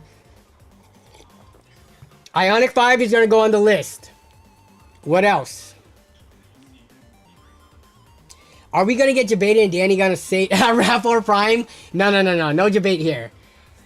You got the Tesla right. So, Mustang. Oh, yeah, Mustang. Mustang. What else? Model Y, Ioniq 5, Prologue, and this is, I like Mason's choices right here, though, there, see, I want to add, so now you guys know what I didn't get, because I just gave it away. Okay, because me accepting this means that it is on here. Okay. So now we've narrowed it down. What up, Drucifer? Drew, where's Jason? This is the EV stream. He was supposed to be here for it. I did not see him here in the chat, but I saw him in the Discord channel with you guys. Okay. These are the 4. I'm gonna run the poll. I'm gonna let it run, and you guys can vote. Which EV did Nerd on a Budget buy? Which EV did Noob buy? He's missed like a whole hour of EV talk. Okay, so we got Mustang Mach-E, Honda Prologue, Ioniq 5. Oh, gotta put the make or manufacturer too. Hyundai, and then Tesla Model Y. All right. Let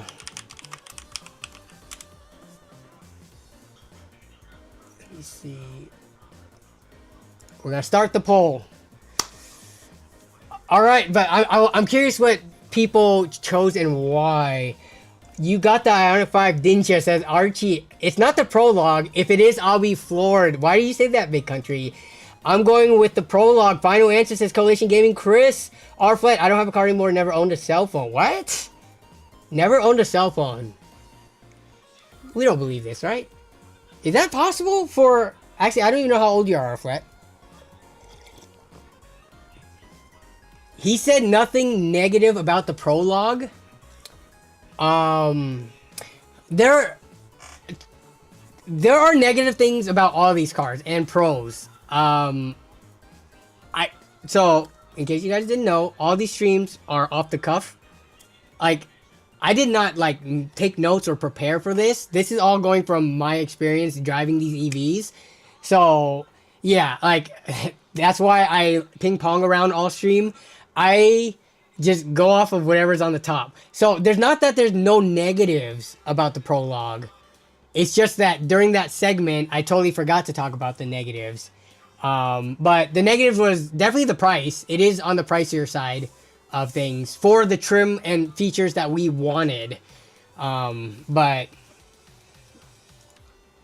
you were summoned. Jason, this is the EV stream. You missed the entire conversation. I haven't revealed yet, but at least you're making it for the reveal.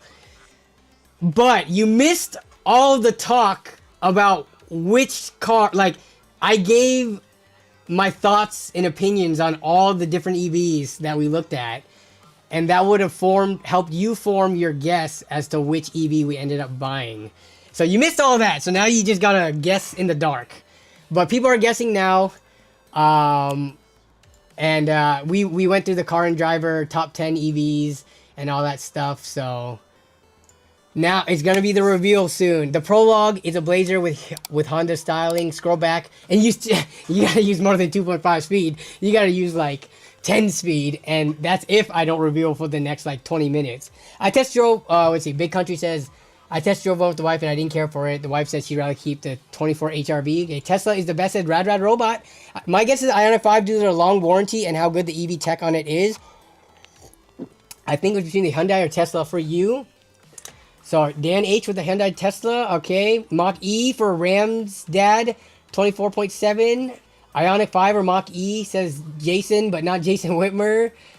Mustang Mach-E, Tesla. I mean, it's looking at the chat and looking at the votes. My gosh, it is a Ioniq 5 is leading. There's zero chance you bought a Mustang. It's not a Mustang. It's a Mustang Mach-E. It's different. What? Wait, I want to hear Jason. What does the Mustang get? 21? Wow. I'm surprised you guys voted the lowest on the Mustang. I will give my rankings of these four, which one I think is 1, 2, 3, and 4 after the vote is done. Ioniq 5 or Mustang Mach-E? Ioniq 5 for sure. Only a Nazi would say Tesla is the best. LMAO. Prologue felt slow, plasticky, smaller inside than we thought. Danny would never get a Tesla, says Niv Levy. Definitely Ioniq 5, going with Prologue. JDM Household, plus wifey had a Civic. That is a great guess. Mach-E, I see you redlining the Stang. Listen to him defending it. He got the Mustang. Oh, I love the guesses, and also, I'll give it another couple of minutes. I want to actually hear what Jason hasn't guessed yet. My original guess was a Hyundai. I guess why would you change the guess? I think I remember the Hyundai for a while, but why would you change a guess between that? It's got to be the Mach-E. Tesla for their charging network. I never have to worry about range on a trip. Fung Tran. Which Tesla do you have? I actually, let's see. Obviously, like just by numbers and stats, the EV that I know the most people have is for sure a Tesla. I have family that works at Tesla, but don't worry, Tesla doesn't give you they don't even give their employees discounts on the car, so there's no family discount, so that doesn't skew the car. Can you set up a camera outside of the garage and reveal it by opening the door? No. Do I have any? No, I don't have anything of it. Maybe I could take a picture. No, not changing hub. I still think it's Hyundai. It's only mid-size car, 50K, and a good value at the moment. Why? You have the Y and the 3. Okay. All right. Jason has his guess in Korea for the win. Looking at the numbers now, Tesla is in dead last with 21%, followed by Mustang Mach-E and the Prologue tied at 23%, and the Hyundai Ioniq 5 at 33%.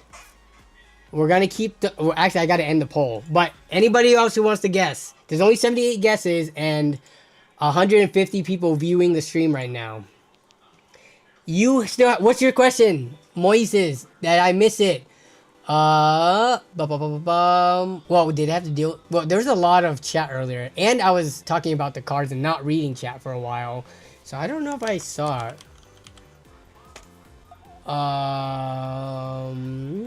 Oh, you were asking a computer question. That's why. This isn't... I would like to go to NVIDIA. I got a 3070. We're going to answer this while we wait for people to vote more. I got 3070 and 8400F build. I'm going to upgrade to a 70 extra. What GPU should I upgrade to? Oh, the best GPU you can buy. 9070 XT, 9070, 5070 Ti, 5080, 5090. Like, if you're going to go... The 3070 is still a good one, but if you're going to upgrade and spend almost $400, like $350 on a CPU, then I guess the 3070 is starting to feel dated at like a used $250 to $300 value. So then you get the most expensive GPU you can afford. You needed me to tell you that? I can't tell you what to buy because the pricing is crap right now. I'm saying if you don't want to like overspend, you can wait. You are in a situation where you can buy a 7800 X3D and hold on to that 3070 for the next couple of months to see if prices come down or get fixed. I don't know. People are like, oh, the tariffs, the prices are just going to go up because of tariffs. That might be true. I don't have a all-telling fortune ball, right? So just get the 7800 X3D. I think the 7800 X3D is a safe choice that won't be obsolete anytime soon. And either buy the most expensive GPU you can afford or hold on to that 3070 until prices and stock gets better. But that's it. Okay. That was the one computer talk we've had today. Grok says he's performer traditional driving, reliable brain, consider Honda Prologue. What up, Hazard Me? Model Y did have 0 APR, but we bought cash. That is right. Oh yeah, that's another thing. So we bought it together, both me and Melissa. So... just slightly off topic, just to give people more time to build up the suspense. Don't worry, I'm going to reveal it. But I heard scrolling through Reddit more recently, the most like, it wasn't the most profound thing, but the thing that made sense and I had to be reminded of, like, the world is set up for, and maybe specifically like America and other similar, you know, like the top ranked nations, first world countries or whatever. But the world is designed for you to have a partner. Like a significant other, a wife, a husband, whatever the heck you want to call it. The world is designed to be tackled as a duo. Or maybe more, I guess, if you're into like, you know, having like 10 wives. But, because in that, all of your expenses are cut in half effectively. Everything, you either make twice as much or everything costs half as much, which totally makes sense. So with regards to the car situation, we only went and bought brand new and we're only able to afford it with cash, like pretty like, you know, and not have it be a huge crazy thing because it was two people making a purchase to serve two people, right? This is not my car. This is not Melissa's car. This is our car as a family. So any of these cars effectively, because we both work, cost each of us half the cost together to buy the car, if that makes sense. So, bro is throwing shade at all the poor... I'm not throwing shade at all the poor singles in chat. I'm just acknowledging the fact that I am in a privileged position to be in a relationship with somebody who I plan to be for the rest of my life. And that puts me, that gives me equivalent, double the buying power, or everything costs half effectively to me. And I'm trying to say to all the people out there who are single and are like, I don't need someone, like, maybe reconsider, because life is that much easier if you are a responsible person and you have another responsible person, because it's different if you have another significant other that's not like working and stuff, right? Then you're feeding two mouths but not having two income, then everything is not effectively halved. It is effectively doubled for you. So I love how Jason sees it in like the most skewed, weird looking way. But I'm just saying, for all the young people out there, do invest in the relationships in your life. And if you, or the young guys, young girls out there, whatever, do invest in your relationships. And if you can find a significant other, someone that you want to spend the rest of your life with, that makes you happy, and also comes with financial benefits, just don't overlook that. I see a lot of people are like, I'm perfectly happy living my bachelor lifestyle or bachelorette lifestyle forever. And I'm like, man, I don't know, but housing, the cost of housing, mortgages, interest rates, and then eventually retiring, that is all 2 times as difficult on a single income. That's all I'm saying. The key word is responsible. Not everyone is that. Yes, that's why I'm very careful with my words. If you get a significant other that is irresponsible and is like not like working, and I'm not saying people who don't work are irresponsible. Don't twist my words, okay?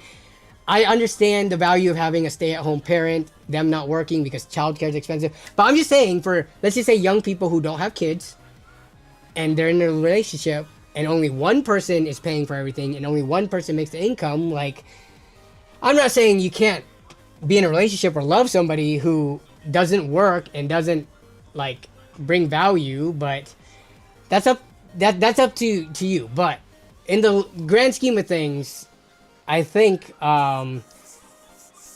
just being in a relationship makes everything either cost half as much or you have double the buying power. That's all I'm just saying. Also, don't settle. Yes. Yep, right. Wife started working and now we'll have her entire student loan paid off at the end of the year. Insane pace. That is true. Student loans are expensive, but the thing about people in, like, I'm not saying specifically like anybody in the stream, and definitely not Chris, because if you're paying off the whole student loan by the end of the year, yeah, that is crazy. People have lifestyle creep where when they start to get their raises from work and they start to like, or like if they went from one income to dual income, now all of a sudden somehow they start spending more money. They start eating out more. They start going on more vacations. They start buying things, like, I guess a car, you could add that to that. But like, people have lifestyle creep where even though they're making more money eventually in life, they don't end up saving more because they just start spending too much. And like with Chris, like if I was in this situation where for a long time I had a significant other that had student loans, it was going to school, couldn't work, but then all of a sudden they could work, the extra money that they're making, we're not just going to start spending it like crazy, eating out more, going on like, you know, fabulous trips and like buying new cars left and right and, you know, taking on debt. We're taking all that income from that second income and paying off all the debt first. And then later on, we can start to, you know, reap the bared fruit. Why is Unk sounding like Ben Shapiro? Is that what Ben Shapiro says? Okay, we're going to end the poll. People had a chance to vote. We had 103 votes. Sorry, I got off topic. We had to talk about financial literacy and responsibility. I definitely want to replace my Prius next year. How many miles do you have on that, Chris? The stalling, I want the answer. I'm sorry. Again, if you guys have seen the previous streams, it is not done on purpose, though it does help with keeping the stream going and being engaging. I do have diagnosed ADHD and I'm not medicated. So when I hear a topic, my mind goes like bling, a million miles, and that's why we ping pong all over the place. But we're getting back on track now. The car I ended up purchasing, it's a 2001 Prius with 2000K. Did you buy it? What did you buy it at though? Okay, without further ado, the car we ended up buying, and I'm going to say this now, you guys gave great answers. You guys It is crazy how close a lot of them were, but you guys said the Ioniq 5, the car we ended up buying, and I'm gonna explain it because you guys are free to just blast the chat of like questions and all that stuff. The car we ended up buying was the Tesla Model Y, which, according to the results, y'all got baited, but I don't know who in the chat. We got the Model Y, 18%. And then you guys put the Mustang Mach-E at 19%, the second lowest voted. Those are my top 2 cars. Okay. I'm going to explain everything. You guys know how I feel about Elon Musk. I'm going to explain everything to you guys. You got a Tesla. I don't know. I don't like you now, JK. I'll explain it. And I know KO30's been around for a while, and I hope you guys know. None of us know Danny. I think you guys do know me because politically, I think I align where you guys think I align, in that I do not like Elon Musk. I think he is a complete jackass. But I'm going to explain everything. Can you guys get your comments out in the chat? Musk is a Chad and a hero. I do not agree with this. So it's funny, right? Because with everything going on in the world politically, like Elon Musk and like just everything, like the Nazi salute, which I definitely don't agree with and all of that, I'm going to explain how we still ended up with the Model Y despite all of that, because there must be a reasoning, right? Like in terms of like, I live in Seattle. You could probably guess my political leanings is to the left. I do not like Elon Musk and all that stuff. So like, why did you get a Model Y, right? So I want to read chat first. I thought you wouldn't go for Tesla for politics, but the car's arguably the best, so it makes sense. Bro, you live in Seattle area, gotta rebadge that. I was thinking of rebadging it to a Toyota just for fun, but no, it's fine. Okay, I just want to read chat first, and then we're going to address all the stuff, because Model Y, I'm going to say now, when we first started EV shopping, we started with the Mustang Mach-E. It's funny because Mustang Mach-E was the first car we looked at, and it was the first one we thought we like for sure wanted. But then we tried all of them, and I wasn't even going to test drive a Tesla. My brother has a Tesla, and one of my cousins works at Tesla, and like my aunts and uncles, they have Teslas, and a lot of my like people I know, like Jason in chat has a Tesla. Sorry, I just outed you, Jason, for anyone who didn't know that you had a Tesla, even though we've talked about it on previous streams. But so a lot of people I know do have Teslas, but my brother who has had one, and he has kids and stuff, he said, just go test drive it, even though you for sure don't want one, because at the beginning of our EV journey, I did not want a Tesla because of Elon Musk specifically. But that was making a decision not even based off of driving the car and test driving and stuff.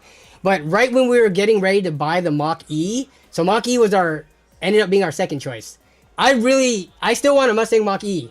The reason why we didn't buy it this time around was the dealership experience, and the price of it was going to be more than the Model Y. For the all-wheel drive, extended range, it was going to be the premium model. To make it like as comparable to the Model Y as possible, it had to be the Mach-E Premium. Plus the all-wheel drive extended range, it brought it into like the 50,000 range. The Tesla Model Y for us, out the door, with all fees, which with Tesla, when you buy from Tesla, there is no negotiating, there is no dealership fees. You go test drive it, you go to the website, you configure it how you want, they tell you the price, and then you pay that price. For us, it was $44,000 out the door with everything, plus tax. Now, depending on tax, ours is 10%, so it ended up being like $47,000, mid $47,000, which with the federal EV tax incentive. So one of the reasons, and it's not the only reason, because obviously cost isn't the only factor, for the Model Y was the cost. For the features that we wanted, there were cheaper EVs, but then it would have not had all-wheel drive, or it wouldn't have had extended range. It would have had a smaller or shorter range battery. It would have had other features. for the feature set we wanted, the Tesla Model Y with the tax incentives, with all the price reductions Tesla has had, was the most inexpensive one. Other cars would have been, for what we wanted, I think 4,000 to 5,000 more. Like an equivalent Ioniq 5 would have been like 53-ish thousand. Same with the Prologue. Though, and then the Mustang Mach-E, same thing. It's in like the 50,000s. So let me keep reading chat. So I'm gonna go through the explanation more because there's more to it. Tesla dealership is great. Exactly. When you buy it, you don't have people constantly calling you. You don't have these people trying to like, oh, here's the numbers. Oh wait, oh my God. Let me talk about my Ford Mustang Mach-E dealership experience. I went, we were there for, and this was just after the test drive, trying to find out the actual price of the car. We were there for 4 hours because every single time I said, no, the price needed to come down, the car salesman needed to go talk to his financing manager or freaking dealership manager, whoever the freak he needs to go talk to. And for like 20 minutes while we're sitting in there, came back with the number and we still weren't happy with it. And then it was just like, my God, the car dealership experience is a nightmare. But that's not the only reason. I would go through the car dealership experience if the car was right and the price was right. That's just one of the factors, right? It's not the only factor. I'm going to talk through the rest of the factors. So price-wise and dealership experience, that's two separate factors, but there's more for why we chose the Tesla Model Y. Okay. No markup? Exactly. Hydrate reminder. Thank you.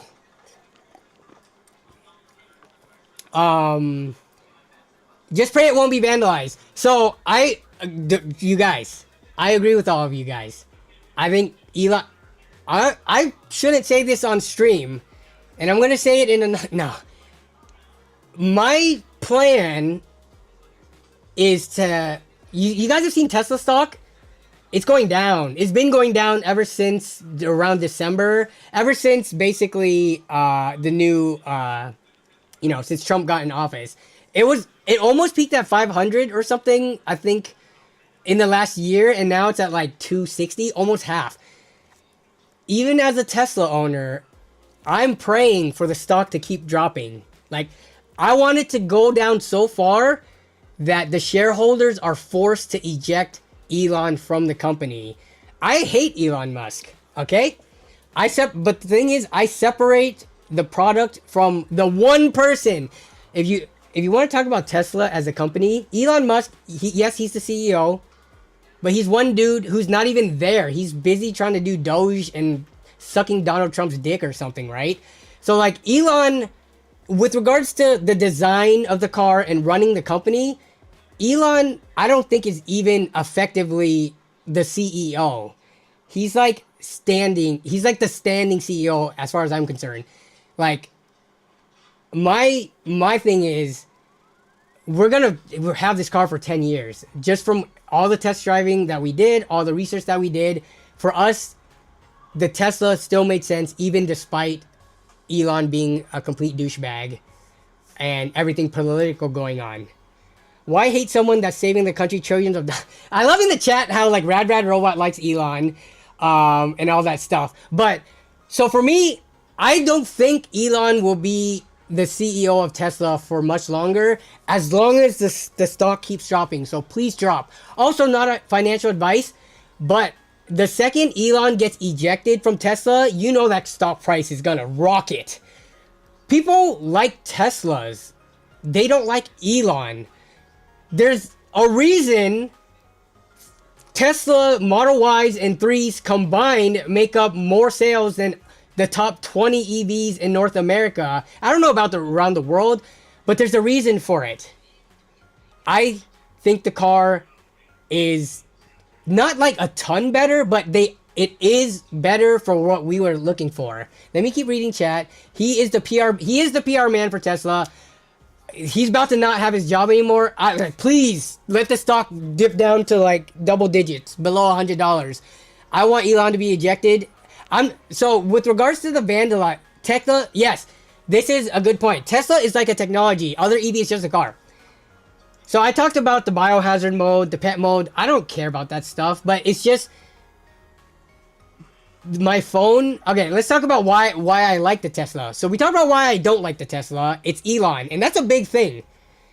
And the fact that your car could, my car, I don't think Teslas will get vandalized in Seattle because it's just like New York, just like the Bay Area, etc. 1 out of every 10 car is a Tesla. If you've ever been to a coastal city, you will know Teslas are very common. They're not going to get vandalized. The Cybertruck, if anything, is going to get the most vandalized. It's got the perfect flat panel for people to draw dicks on and write Nazi on. But Tesla, like the Model 3 and Model Y, the most common cars, I don't think there's even like actual risk in Seattle for it being vandalized. Oh, we did check out the ID4. We didn't even talk about the ID4 at all. I didn't like the ID4.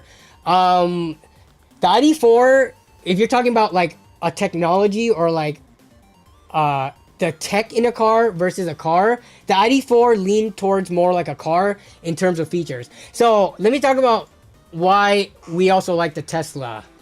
My wife and I are different sizes, like a lot. She's 4'9", I'm 5'6".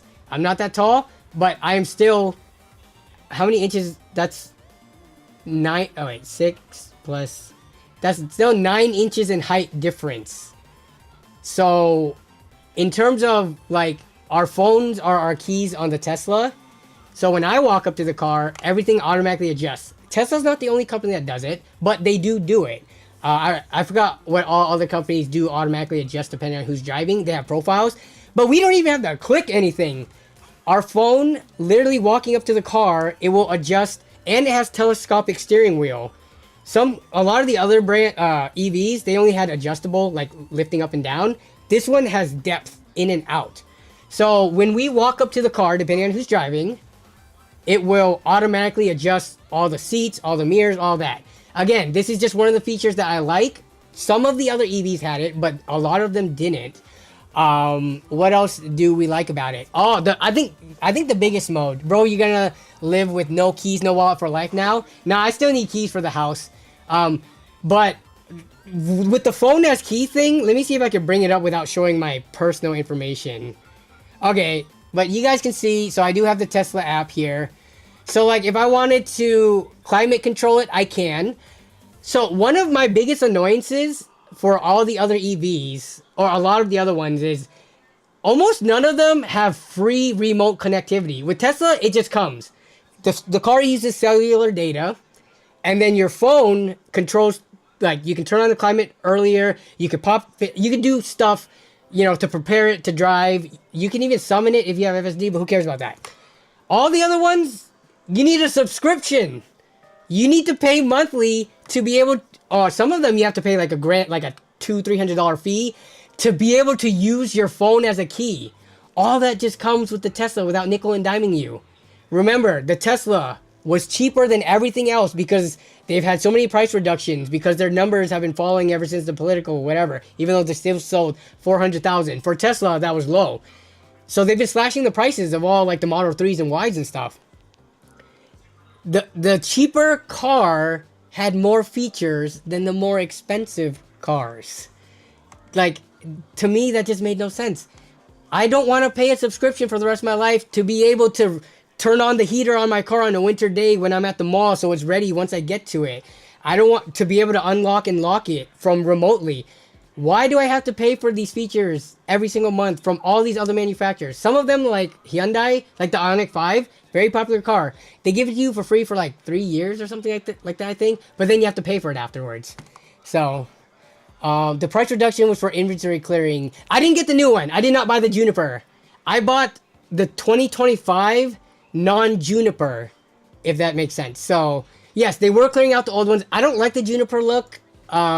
We can pull it up real quick. So, Tesla Juniper Y. It looks like a freaking Prius in the back. It is nicer because it has a front camera, and it does have better suspension. But my god, this looks like a freaking Prius in the back, and who cares about the... And then the front has that segmented light bar. Honestly, I didn't... that one was more expensive anyways. To get the Juniper, you're forced into like FSD and some of the other stuff. So it would have been like easily 60 grand or something. So we got the previous model, but 2025 year, because we bought it at the beginning of January. But biggest one for me, here it is. This is my biggest complaint. Sentry mode and dash cam. It's like, when I realized this, because before I test drove the Tesla, I didn't even think about it much, even though I have a dash cam in my Yaris and I put a dash. You guys have seen it. You need a dash cam in this day and age. You are at risk of insurance fraud or just any accident you're in. You are at risk of being at fault, even if it wasn't your fault, if you do not have a dash cam. So, no tip. Go get a dash cam regardless of what car you drive. But, back to the dash cam point. How is it in the year 2025... with all these futuristic high-tech electric vehicles, how is it that none of them in this price range have a freaking integrated dash cam with all the cameras built into them or a Sentry mode? When I looked back, I was like, all these cars have cameras. Ioniq 5, Honda Prologue, ID4.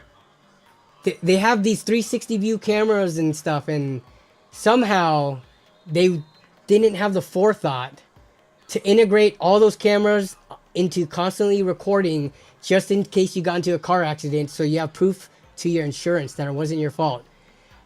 I don't know what other I think like don't Rivians have it, or like more expensive EVs have integrated dash cams with all their cameras and Sentry modes features, but for the price and class, somehow the Model Y is and Model Teslas are the only one.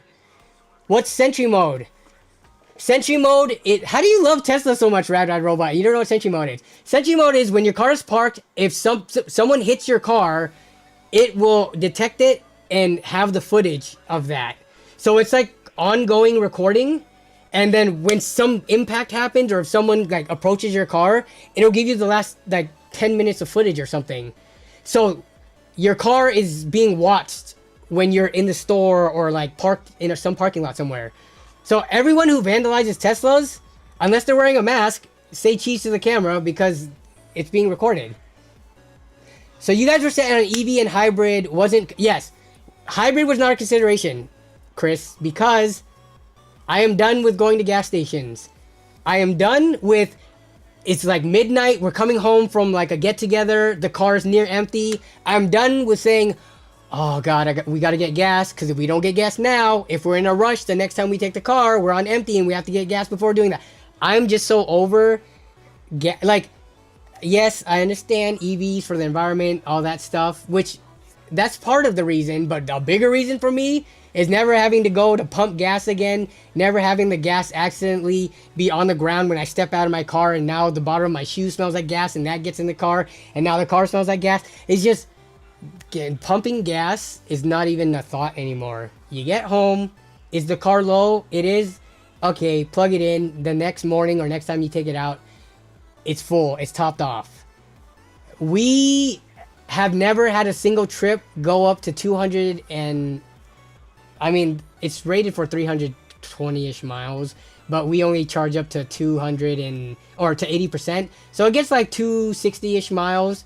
We don't go 260 between being able to charge at home. So, like, yeah, no hybrids for us. I don't like Tesla. Dude, Rad Robot is so strange. This is like the opposite of most people. I think a lot of... Look, I've been a part of the Tesla subreddits. I've been a part of all the EV subreddits recently because I was learning about them before we purchased. Tesla drivers have a bad rep for being, like... dickhead drivers and stuff like that, which kind of sucks. Now that I drive a Tesla, people are going to automatically assume I'm a dickhead driver. But I think it's not a Tesla thing. It's an EV driver thing. So EVs, because of how quick they are, people are more willing to, you know, like cut others off and to like quickly accelerate and like jump into a line of cars during traffic, etc., right? And they have more cameras and safety features for them to feel more confident doing that. I think just because Tesla owns the majority market share of EVs, That's why they have a bad reputation. But I think if other EV manufacturers ever caught up, I think EV drivers will have the same reputation that Tesla drivers have, that they're just dickhead drivers because of the way that the cars zoom around so fast and can accelerate and like do all that stuff. But I don't know, because I know plenty of drivers who drive good, that drive Teslas, and I know plenty of people who drive ICE vehicles and hybrids and stuff that suck at driving. But Teslas, unfortunately, having the car on the road, people just see you as a dickhead driver. I live in the country, EVs aren't practical. Yes, that makes sense. If you don't live in the city, then EVs definitely are not as good of a deal. It's not an EV driver thing. It is a driver thing. But it's weird. If you go to like any of the subreddits that talk about the cars, or if you go to any city specific subreddit, like I'm in the Seattle one, almost every day people complain about Teslas being bad drivers. And I'm like, bro, it's not the type of car, it's the driver. But if anything, it might be the EV driver. I'm just saying. But what about after a LAN night and the car's empty? When you get home, you've got to plug it in. You don't forget to plug it in. None of the LANs are 130 miles each way. Oh no, but I think I'm still taking the Yaris to LANs. See, with the LAN parties, I can't just take the Tesla. Then Melissa would be left without a car, and it's both our cars for the whole weekend. I'll take the Yaris and leave her the Tesla. In any situation where me and Melissa are away from each other for an extended amount of time, or if one car has to go to the other, I will default to giving my wife the safer, newer car that has the least chance of breaking down. Like, I will give her the more luxurious experience. So I still have the Yaris for LAN parties. It's still part of, you know, the whole LAN experience. Don't worry, I'm taking the Yaris to it. It's the FSD. I like FSD. I saw the Mark Rober video where the Tesla hit the Looney Tunes car. I think FSD is limited. I think it should have been LiDAR, but FSD for my uses, and I have used it pretty extensively because they gave me 2 months free trial. They gave 1 month free trial, but then, you know, they randomly give you free trials so that they can gather data. So I got a second free month, and I've used it to point A to point B, like merge on the freeway, roundabouts, to go on to busy roads. FSD is impressive. FSD, even though I'm not paying for it because I'm not paying $100 a month for it, and I'm not going to buy it outright for $8,000, FSD, even though it's not LiDAR based and it's camera based, is still, to me, the most, well, because I haven't experienced much self-driving cars. I'm waiting till FSD becomes just free or until it's really cheap because it is really nice. The auto parking feature, I wish it wasn't part of FSD because that was nice for parallel parking and backing in parking. But FSD, when we went to the dealership and the guy demoed it for us while he was in the driver's seat, but I watched as his hands and feet were completely away from it, and it managed to go through rush hour traffic and merge, I was blown away. So Tesla is 35 miles south of me in the old GM manufacturing plant in Nova, but the plant's all updated. Yeah. Wait, I did not buy FSD. No. Yeah. I did not buy it. It's way too expensive. Way too rich for my blood. But the autopilot for the freeway works just as, like, pretty good. Like, it doesn't, you know, it's not FSD, but for staying in the lane and seeing the car distance and braking, FSD on the freeway is essentially the autopilot that they have. So it's pretty nice. So, yeah. So if we were to list the biggest things, manual door handles, at least on the outside and inside too. There's an emergency latch. So the Mustang Mach-E was really high on our list because of, like, we like the look. It didn't have Elon associated with it. The price was, once we found out the price, it wasn't our top of our list anymore. But the Mustang Mach-E, the biggest one for us, the killer was definitely the electronic entry door mechanism. I just can't. The Tesla has flush door handles, but it's still mechanical. It pops out. And it seems like a robust design, like one that would last a long time. So, in going over our order of the ones that we like the most of the 4 from the poll, it was Tesla Model Y, Mustang Mach-E, which is the exact opposite of what you guys guessed. Then the Ioniq 5, and then the Prologue. Though the Prologue wasn't really on the list at all for us. We didn't particularly like it, but if we had to pick the top 4, it was those cars. So, just sold my Model Y for $28K. Purchased at $60K 2 years ago. Had to do it. Wife was driving in Lynnwood. Got cut off at a stoplight. Whoa, whoa, whoa, whoa, whoa, whoa. Wait, were you the person on Reddit? B? I saw in the Lynnwood subreddit, literally, like a week or two ago, a lady in a Tesla got stopped. The person got out and started yelling at her. Was that your wife? No, this is crazy. That's crazy that happened because of how many Teslas, like, are driving around. Lynnwood is not that straight place. You should have told me. Would have sold it to you. Had 13K miles on it. What year was it? Was it like brand new? Wait, no, you got it 2 years ago at 60K. Does that have hardware version? You sold it for 28K, which would have been a 16. No, not 16. I guess 20 after taxes and stuff. But I still would have had to pay tax on your version, so that would have been like 31K versus 47. So 16K savings for 13K miles, and it might have been the hardware 3 version, right? I mean, when did you sell it? We bought ours January, so it might have been too late. Let's go. The moment I have been waiting for. What's up, Kuya Isaac? Long time no see. People are dude, literally. Let me see if I can find it. Actually, are you okay with me looking this up, B? Because I don't think it would dox you. It's on Reddit anyways. So, driver cuts off, harasses right here. This might be a different Tesla driver, but it was on Fox 13. And this was Lynnwood, Washington. Drivers cut off, harasses. This is why you want Sentry mode, and this is why you want a dash cam built in for this crap.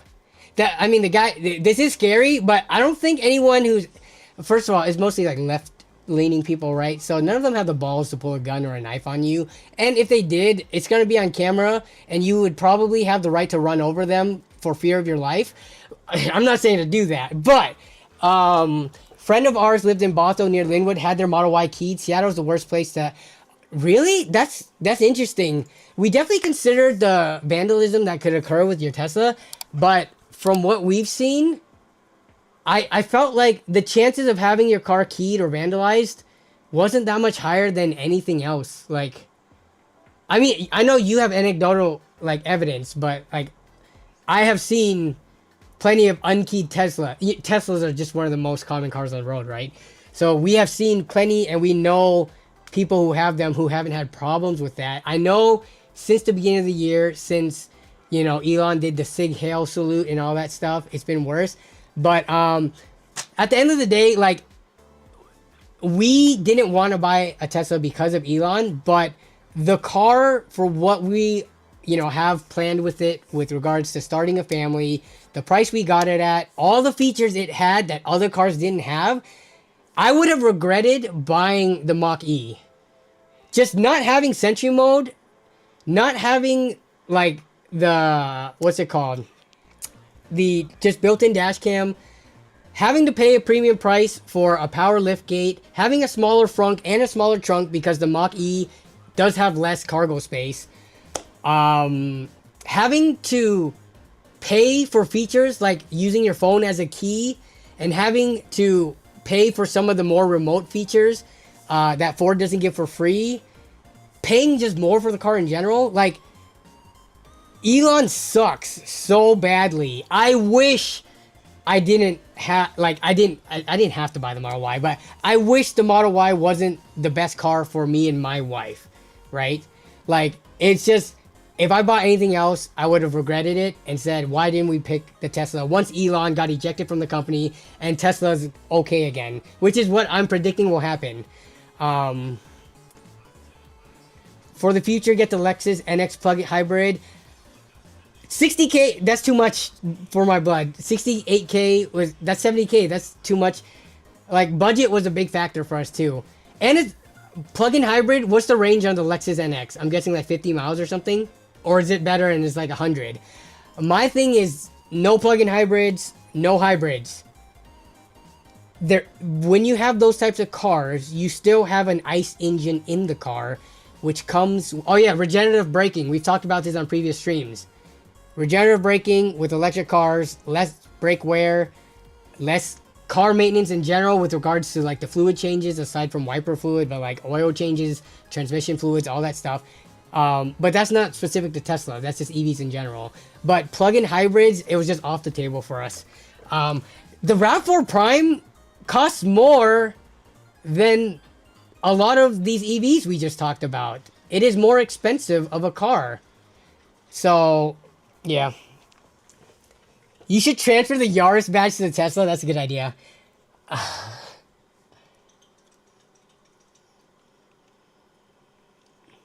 Mustang E never got the rebranding. Yeah, most Mustangs owners, original ICE Mustangs, are haters of the Mustang E. The Lynnwood my mom grew up in does not have a great reputation. Yes, Lynnwood, Washington is not bad. It's very close to Seattle. It's not bad, yeah. They don't try that crap here in Alaska unless they want to get shot, lol. This was actually surprising to me because this is the grounds for a lot of people to draw their gun. Like, someone approaching your car looking like they're trying to carjack you, yeah. As soon as a gun is drawn on this person, I'm sure they would have turned around. So, I'm not saying I advocate for people getting shot and stuff like that, but if your life is actually in danger, you gotta do what you gotta do. The thing is, people are crazy everywhere. And people are even crazy to non-Teslas. Maybe it is a higher chance, but I have never The thing about anything posted online is, first of all, Fox 13 sensationalized, but anything on anything news, even unbiased news stations, still sensationalized. You gotta get the clicks and money, right? You gotta get the clicks, you gotta get the views. They will sensationalize it. I do not think this is happening as frequently as people are thinking it's happening. But I agree with you. Elon sucks. And I hope... I mean, how old is he? Is he close to dying anytime soon? Elon Musk age. Probably not. He's got enough money to make himself... He is only 53. Man, he is far from croaking. Not saying that I'm not hoping that he croaks. But I'm just saying, as soon as Elon is out of the picture with whatever means, right? Hopefully it's ejected from the company. Then hopefully this, you know, Tesla's... You gotta think about this. I didn't even finish the conversation last time. Elon is one dude in a company of 100,000 employees. There are people who are making the decisions, designing these cars, building these cars, selling and delivering these cars. Elon is so far removed, especially recently, from the company that he's just like the figurehead of it, but he's not actually the day-to-day operations. And I'm sure some of his weird choices for things, except for the Cybertruck, like if it doesn't make sense and it's not going to help them sell more cars and make a better car, they're not going to make those decisions. Minus the Cybertruck, because that thing is a monstrosity. Please don't blame CEOs, guys, law, or any single person at all, to be honest. So weird behavior. Jensen is greater than Elon, law. 9mm is easy to get a license for it. Yes, you did, LMAO. You just... I didn't hope death to him. I hoped his removal from the company by whatever means, like, whatever happens, I think I'm going to be happy for it. Because Tesla stock will go back up, and being a Tesla owner, people will be more okay with them. Well, we got the cheapest color. Here, we can go to it.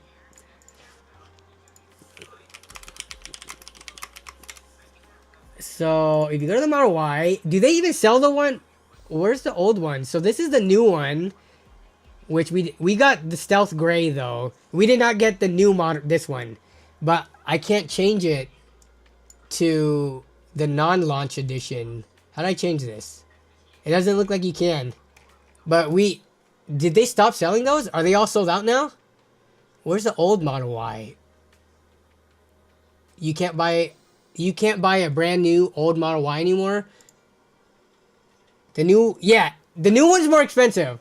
Ours, we got the 7,500 incentive, and they started lower. This one's more expensive, but they'll probably lower the price in like a year or something, because this one comes included. So what they did is they strong-armed people into buying a full self-driving car. So that's one of the reasons we also bought in January and didn't wait, because Trump has been talking about potentially axing the tax incentives, which $7,500 is not an insignificant amount of money. So we wanted to make sure to buy an EV before that ended. And even though talks of the new Model Y was coming out, I knew in no way they were going to be as cheap as the existing ones. So that's why we just pulled the trigger on the non-one. The new Y is only higher because of the release edition. Yeah, eventually it's going to go down in price. But do we know if the $7,500 EV incentive is going to last that long?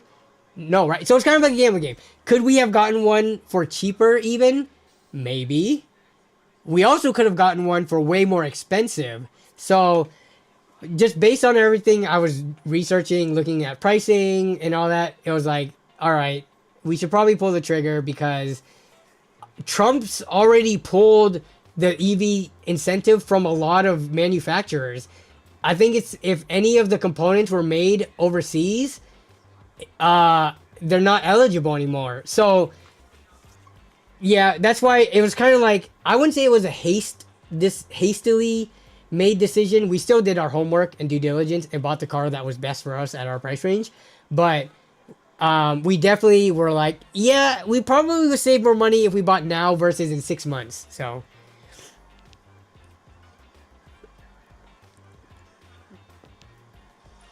find a brand partner to do content and converting the Yaris to electric. That would be awesome.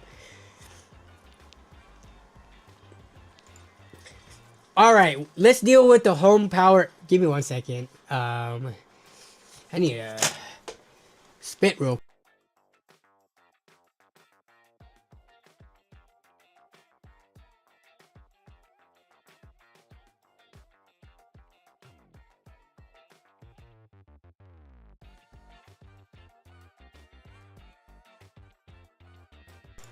All the stockings getting me phlegmy.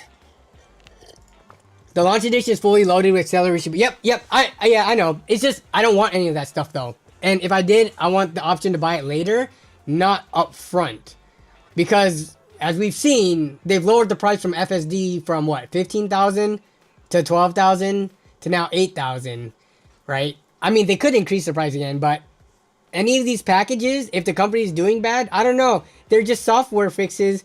I think they might lower the price of stuff if, you know, the price keeps going down in the stock and people are buying them less now. So like, you know, Tesla's numbers this year, you know, are not going to be as good as previous years, because there's more options in the EV market and people are very anti-Elon. So either boot Elon or have less sales. So less sales might mean all these features that are unlocked software wise, it might become cheaper in the future.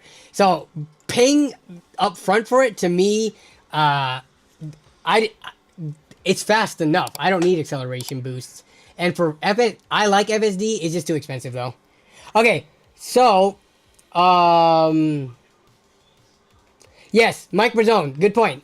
So you asked a question. You got a Y. I have a family in Portland with the blue one. They are neat little cars. I love it so far. I do want to get like the car, not the CEO or something kind of sticker, but we'll see.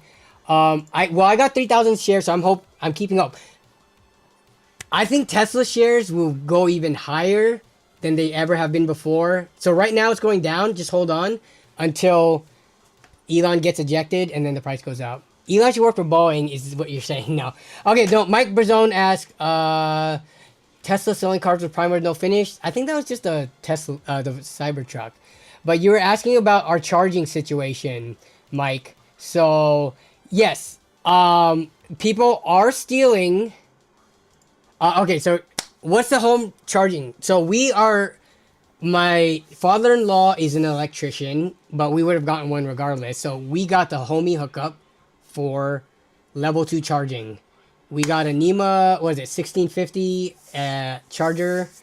So that is what looks like, and I'm just going to talk about this because this is important. Oh, 1450, sorry, not 1650, what am I saying?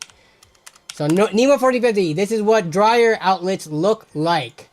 So we bought, when you get an EV, if you want level 2 charging, you need to upgrade your outlet, and they come in different amps. We did get the 50 amp one. You cannot use the $8 one from Home Depot that is used for your washer and dryer, because that is not meant for sustained loads. That is meant to do your washing and drying for like an hour here, an hour there, not for charging your EV for friggin' 8 hours straight. So you need to get a EV rated one, which is a little bit more expensive.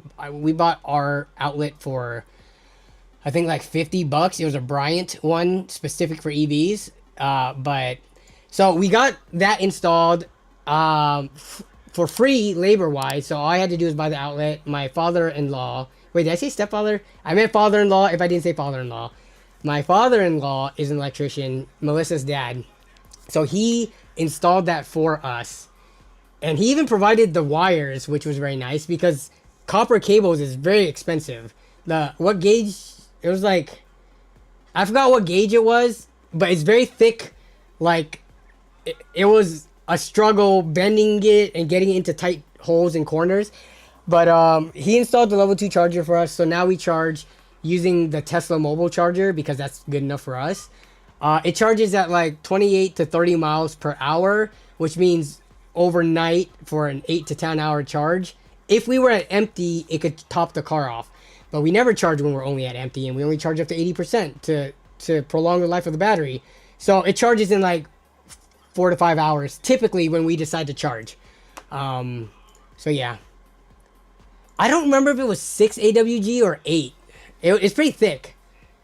So Lemonhead240 says, do you have any type of firearm yourself, nerd on a budget? I do not.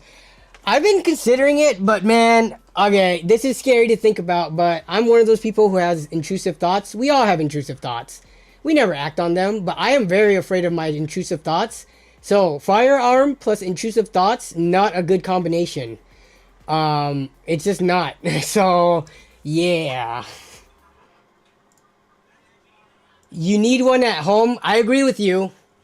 I have debated getting a firearm, even though like I don't even think it's really a political thing. It's just, if someone decides to break into your house and they have a firearm and you don't, you are royally screwed.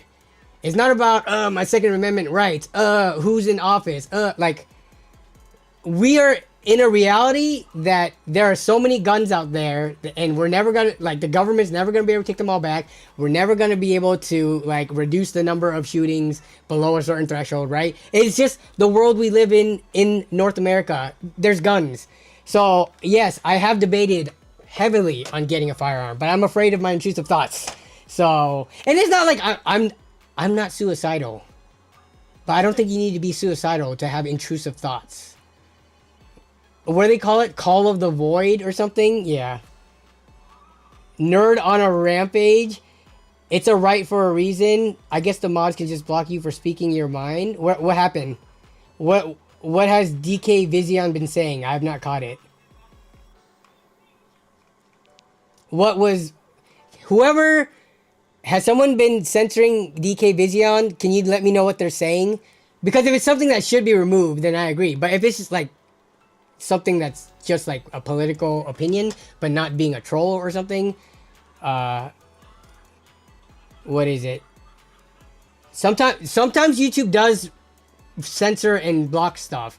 I'm not doing any of that because obviously I'm talking and my hands are here for the most time. So I don't know what's going on with what they're trying to say. He probably got muted by YouTube for saying something stupid. Mobs did nothing as far as I know. Yeah, we don't have many mods in here, and usually they say what happened. So DK Vision, if you could word what your thoughts are that doesn't get caught in the filter, or just doesn't have just like profanity or something. Because you're still able to talk. You didn't get blocked. But yeah. Rad Robot has had a few chats deleted. If it has been, it's not in my control. I have a very loose, like, I don't even set any filters for stuff except for like XXX porn and stuff like that. So yeah. Looks like he said some stuff about Tesla, but nothing crazy. Yeah, so I mean, no one should be deleting that stuff. I thought the same thing until I got my first firearm. You have to get more careful and try not to use it if you can. You get more aware. So I will say, even though I have intrusive thoughts, I have been to the firing range. I have been out in the woods with, you know, people in my life who like guns and are like, "You want to come shooting?" And I'm like, "I guess." People have to drag me shooting, but I have shot firearms before. I mean, if I really had intrusive thoughts, wouldn't I have gone like, ding, right? So I understand I could probably be fine with the firearm. It's just the thought is, I don't know. I haven't crossed that hurdle or that line yet to get a firearm for myself. Like, it has been on my mind though.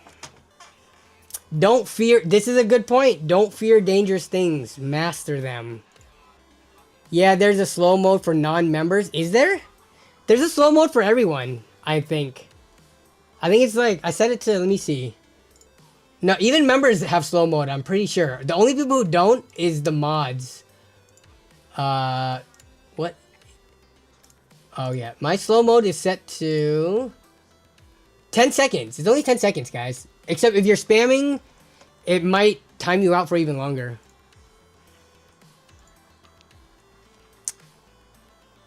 Sometimes if you post it too fast, it blocks you. Yeah. I said that it's unlikely that Elon gets ejected since he made the board rich.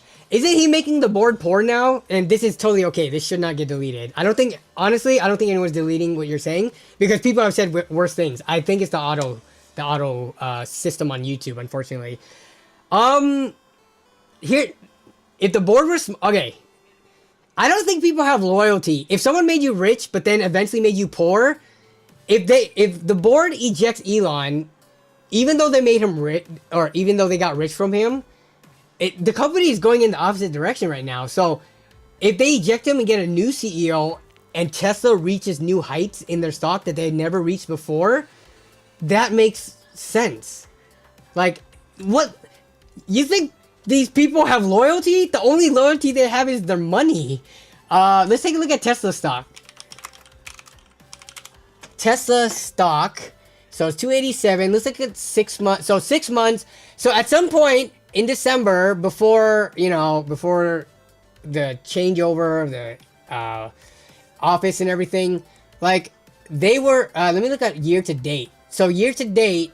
See, if you look at 1 day and 5 days, it's like up and down. But if you look at the longer trends, year to date or even 1 year, they were on the uptrend up until they reached their peak in the last. I think they had high peaks before. I don't know. Was this the highest Tesla's ever been at this? At wherever this was, 480. Either way, since then. It is a lot lower. It's like $200 less, right? So I just don't see the board members having a loyalty to some dude who's going out and Sieg hailing, and I didn't do it. I didn't touch my chest, and I was just, showing the motions and making the weirdest decisions ever. Like lying about being good at Path of Exile and Diablo. No, I'm kidding. That's like nothing burgers. But if the board members knew, like if they had a crystal ball that told them if they eject Elon and in 1 month Tesla would be worth $600, they would eject him. I don't know what the value needs to be for them to eject him. I just hope it gets there fast. Yo, what up, Shauner? Did you get a Tesla? I did end up getting a Tesla Model Y, Shauner. We did end up getting one. Even though I hate Elon Musk. I hate him. But there are a lot of things that we do not agree with, but we separate people and companies from products, right? Anyone who says otherwise, I don't believe you, because if you have any product manufactured in China with sweatshops and child labor, or if you order anything from Amazon where employees don't get breaks and are forced to piss in bottles and have poor working conditions, like, I do not believe anybody out there is so self-righteous that they completely separate themselves from corporations or like bad CEOs and things like that. Like, if you give me a receipt of your entire life and purchases and stuff like that, I can point out similar like hypocrisies for the people out there who are going out and like vandalizing Teslas and stuff because of Elon, right? So I don't like the fact that Elon is the CEO of the company. I don't like the political situation we're in. I don't like the fact that you have a target on your back for having a Tesla, but it was just the car that made the most sense to my wife and I. And we are happy with it. Like, we've driven it 1,000 miles, which isn't a ton because we don't go on road trips and stuff. Most of our trips are within, you know, at least within like 50 miles. So over the course of the last 3 months, we put 1,000 miles on it. We are thoroughly enjoying it. Hopefully it lasts us to 100, 200,000 miles easily. Tesla board is very cult-like. I did not know that. Well, hopefully they like their money more than being in a cult, because, yeah, I'm praying for Elon's ejection. I never get any hate for my Tesla. I just get people trying to race me. I have gotten that. People know Teslas are fast. So when you go drive by any car that is remotely sporty, even if it's a Honda Civic that is slow as hell, but just has a sporty look with the spoilers and the, you know, they put whatever they want on their economy car to make it look more sporty.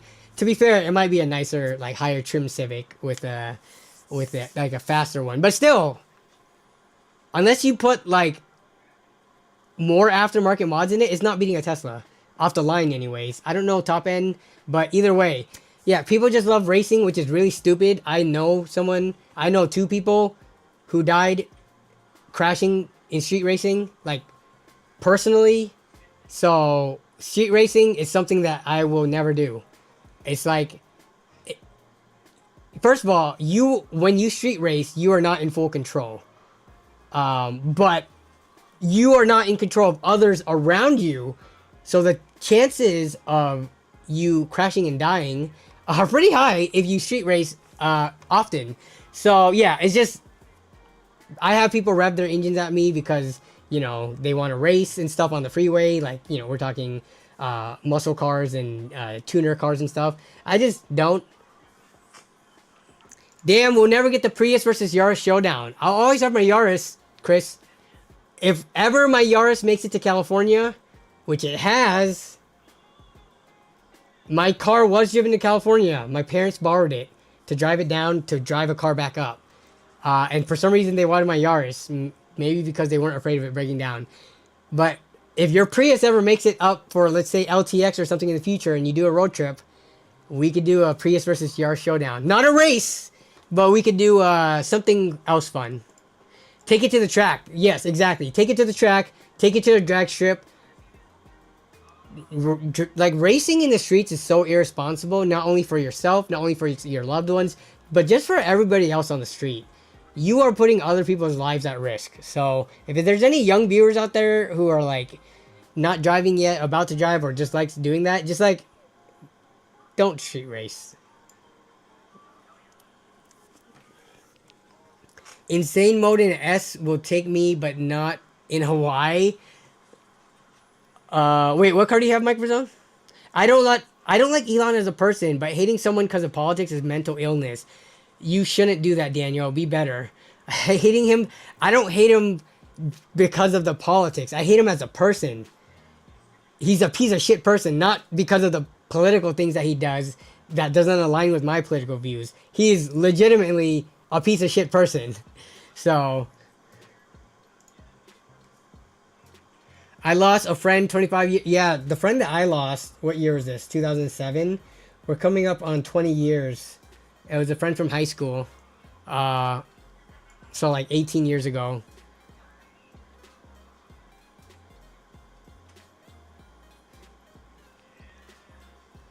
Give me a 20K Civic that are stomp of Tesla and 40K cash to put in the bank.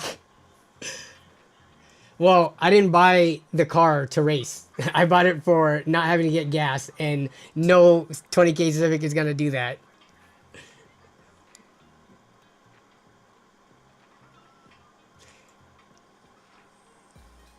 You're right, you're right. There's no ethical consumption, says Mike. Yeah.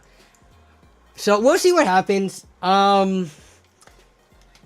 Again, there's a lot of regular people who drive Teslas. There's a lot of regular people who work at Tesla. You think out of 100,000 tech employees, you're gonna have issues with them if you do have problems with them? Probably not.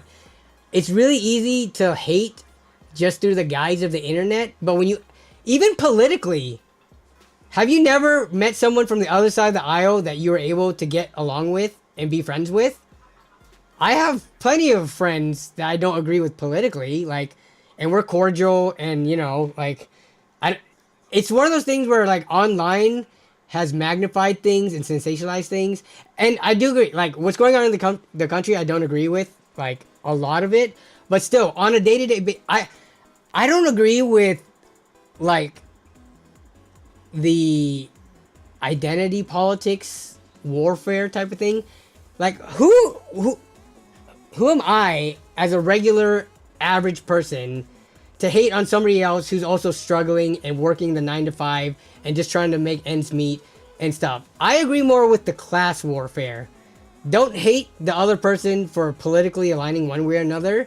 Hate the ultra mega rich because the system they have in place, there's no way a single person, even though they're the CEO of a company, is worth literally thousands of times more than, like, tens of thousands.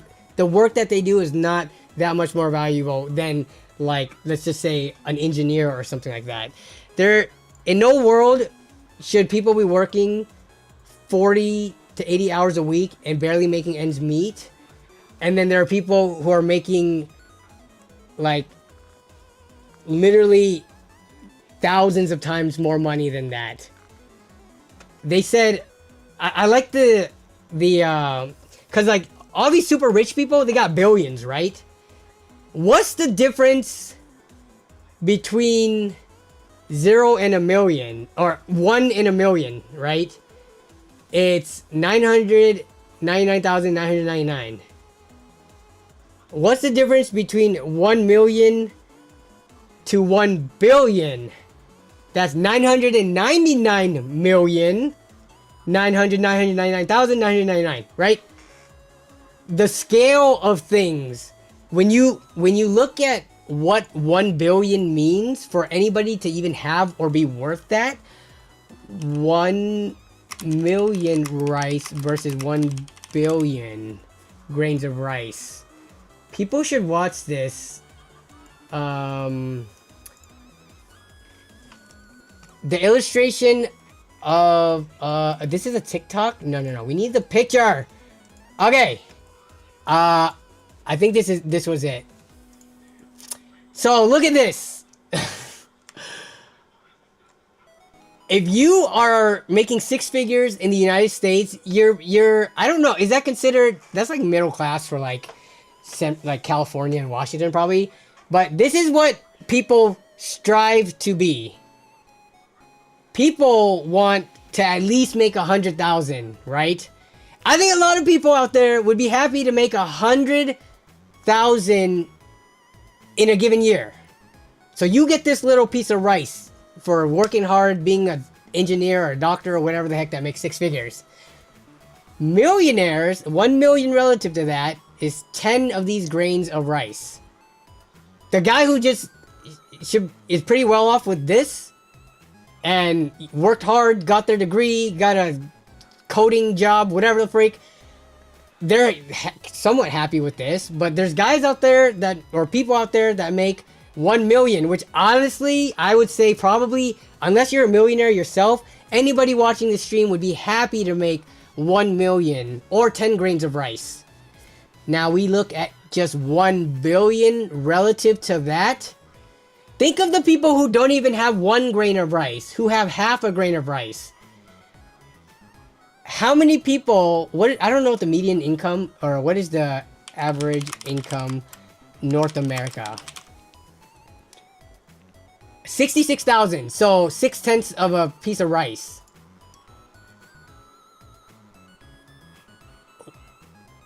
And the billionaires we're talking about that are worth this much or have this much, we're not talking 1 billion. We're talking multiple billions, tens of billions. How much is Jensen worth?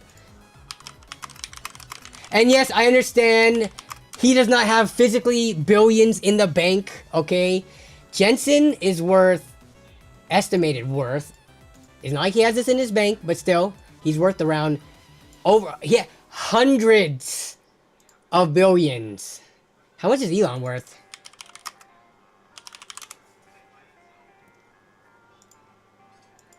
Not in rupees. Elon's net worth?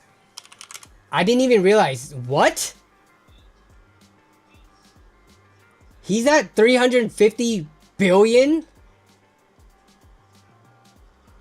1 million. Oh, yes. That was another good one. I think that was on. I saw a Joe Rogan clip. I don't watch Joe Rogan, but I saw the clip of it and it was good. 1 million seconds is 11 days, 13 hours, 46 seconds, 46 minutes, 40 seconds. 1 billion seconds is 31.69 years. The rice thing, the time scale puts everything into perspective. I was not keeping up with how much Elon is worth. 350 billion. Wait, are people defending Elon? Jason says, I don't know why some poor people defend the rich so hard. I think it's because they think they are billionaires in the making. I don't get that either. Do people think these billionaires are going to share with them? Trust me, they're billionaires because they exploited people. You don't become somebody who gets that much rice. You don't get this much rice when the average person has less than this much rice without doing something unethical, okay? Even this much rice is questionable, how some people come to possession of getting this much rice. But you're talking 347 times or 350 times this pile of rice? Come on. Anyways, this isn't even talking, again, this isn't political. Even though politics does tie deeply into a lot of these things, this is a class thing. There are rich people on both sides of the aisle. You think there's not rich Democrats and liberals? Are you kidding me? No. This is an issue that all of us need to come together. All of us making less than, I don't know what the cutoff is, but let's just say easily a million or less per year. We need to come together and make some change because this ain't it. 345 billion, that's it, /S. Most people don't make more than 40 to 65K a year until they die. That's what I'm saying. So, yeah. Don't dick ride any human, ever. Politicians, CEOs, except for content creators. Right, Jason?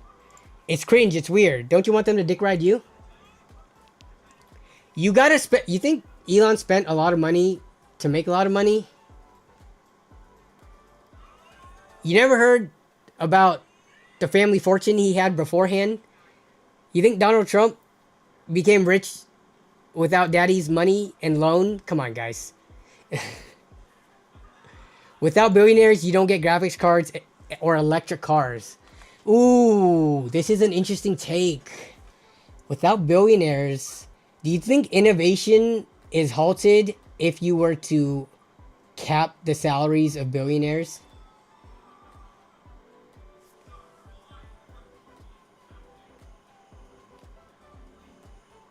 Oh yes, content creators, of course. Definitely glaze them.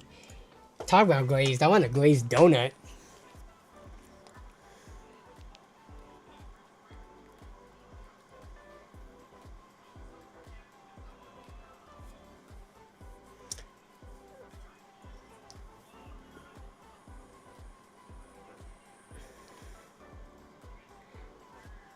It's not real money. Tesla's overvalued and could vanish at any time. This is true. But if we looked at the not Tesla money, but actual value money, you don't think Elon is making that many more rice piles than peasant us? take away the like valuation or whatever, all the rich people still have way more rice than us, okay?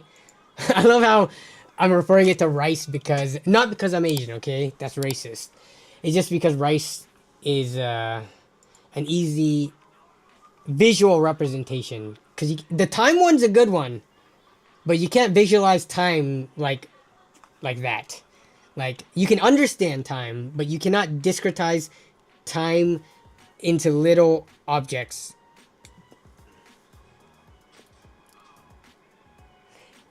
We had internet because a lot, yeah, innovation. I don't know if it came because of billionaires or because of military applications and uses. Lots of things came about because of military. Like, I would have to like check on a one-on-one basis, but I've been listening to a lot of Star Talk. That's the Neil deGrasse Tyson one, and the thing they bring up the most is like, so much of the innovation that we have nowadays is because of government and military. So I don't know if it's because of billionaires per se. Robert Fixes says my net worth is equal to 345 USD. No, you're not, Robert. That's a lie. 99% Elon's money is tied to stocks. So yeah, I mean, you do realize 1% of 345 billion is still how many millions? Remember that we just did the exercise. What is 1% of? Let me see.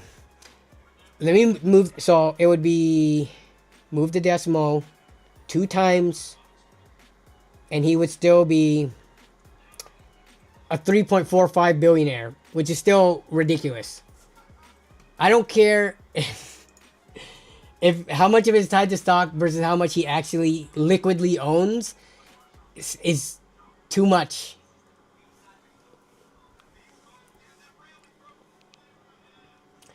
A rich person made the innovation and the government. I mean, I would have to look at a case by case basis. Was the person rich at the time? There's a difference between like, let's say Bill Gates and Microsoft, right? He wasn't a billionaire at the time that he started the company. I know Elon has to do with PayPal and stuff like that, but like, there's also actual self-made rich people versus people who had a big helping hand.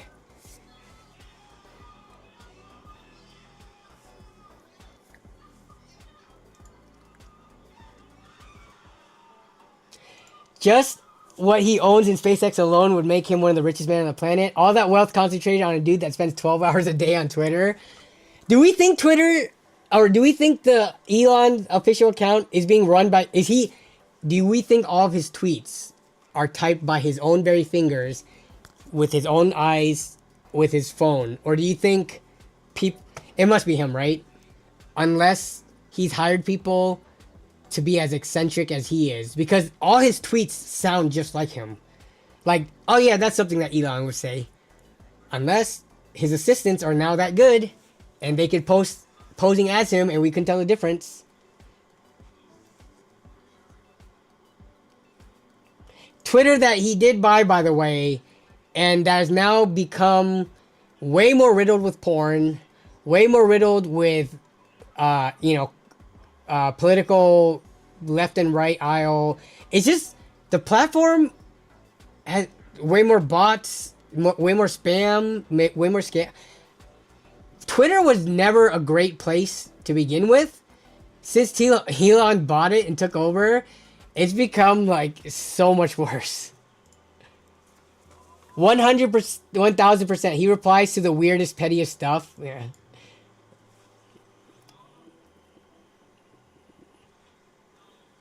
I bet most of the engineers working on that stuff aren't billionaires. Of course not. I mean, they might, maybe like the top decision makers at Tesla who aren't Elon, they might make like millions. Like their chief engineer and chief design, people in those positions, right? Like, but most of these companies are built on the backs of the day-to-day work that the engineers, the aero engineers, the structural engineers, the propulsion, thermodynamics engineers, all those people, they're making 6 figures, sure, but nowhere near, and they're doing the important work, but they're just a cog in the machine. They're not the guy up top making the big bucks. I will offer 2 tips about Tesla. 1, dark side of the moon, and men have retrieved artifacts. What? Don't think they have not big IP advantage? Oh, you're talking about stocks. You're talking about Tesla stocks, not like I was like, the Tesla car? What does it have to do anything with Tesla? I came in late, Danny. You bought an EV? I did buy an EV. Please don't judge me. We ended up getting the Tesla Model Y. And since you're new here, and you probably didn't hear me say it, I hate Elon Musk. Anyways, what are the pros and cons to the EV so far? Pros and cons. We got it during the winter. So, even though we park in the garage aren't climate controlled. So, in the freezing, dead of the winter, it gets cold in the garage. So, being able to, from my phone, say, oh, we're going to leave the house in 5 minutes, I can just climate control, turn the heater on and stuff. That we use that feature all the time before we leave the house. We climate control the car. The next biggest pro is never having to get gas. The next biggest pro, not only never having to get gas out of inconvenience, but the cost of now traveling is cheaper because electricity is cheaper than gas. Just being in a newer car, cameras everywhere. Now when I back around corners and stuff, I just have way more vision and safety. So I don't back out of a parking lot at Costco and hit a kid. The car is a lot faster than a typical ICE car, faster than what we had. Lots of pros. Cons, the biggest one is, honestly, people probably look at me as a Elon Musk fanboy or something because I own a Tesla. I can't think of any real cons aside from Elon Musk for owning the Tesla Model Y. I've never, we've driven it only 1,000 miles. It's not a ton, but I can't think of any cons. If we decided to, let's say we want to drive to California, yeah, supercharging, you have to sit at a charging station for longer than how much gas would take to fill up. But if you're driving down the West Coast, I mean, come on, you're talking about the most EV forward, environmentally forward, liberal states and cities. There's superchargers everywhere. So taking a road trip, the inconvenience of stopping at a supercharger for longer than 3 minutes to fill up your gas is a con, but we don't really do that, so it's not specific to me. Car insurance, I forgot to talk about that. Car insurance for EVs they're noticeably more expensive because I don't know why. Do you guys know why? It's just maybe the car insurance is more expensive because the car is more expensive now. Because my insurance used to be dirt cheap, but my car was worthless. My wife's had a Civic, pretty, not expensive car. I think she bought hers for 20 something thousand out of college. So is the insurance only more expensive because I think EVs just have more expensive insurance. I forget why. Is it because of the fires? It can't be because of that. That's too low of a chance of happening. Tesla's considered luxury. Well, I think other EVs are also more expensive than an ICE car too. EVs are more there we go. It's more likely to be totaled. So yeah, insurance premiums are more expensive, but I've been on my car insurance I'm an Emerald member from Progressive. What levels do they even have? Progressive membership levels. But I've been a member. Oh no, I'm not Emerald. Never mind. Wait, am I only? This is wrong. That's not it. This is a different company. Progressive tier levels. Loyalty levels. I was about to say, there's no way. I've gone through the ranks of Progressive. Why is this not a thing that I can easily find? But I've been on my car insurance for 13, 14 years now. Loyalty rewards. Oh, here it is. Ah, yes, 10 years. I was about to say, Emerald being the first one. So, I've never had a speeding ticket. Actually, no, I take that back. The only speeding tickets I've had was from 13, 14 years ago. So I'm pretty sure those are effectively gone now.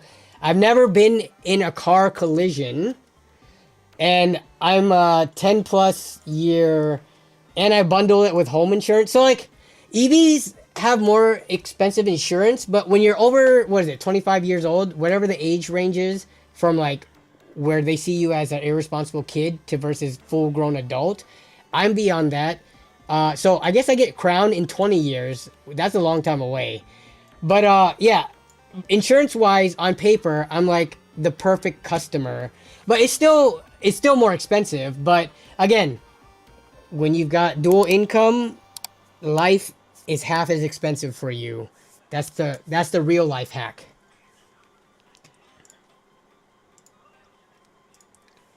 Replacing the battery on EVs is way more expensive too.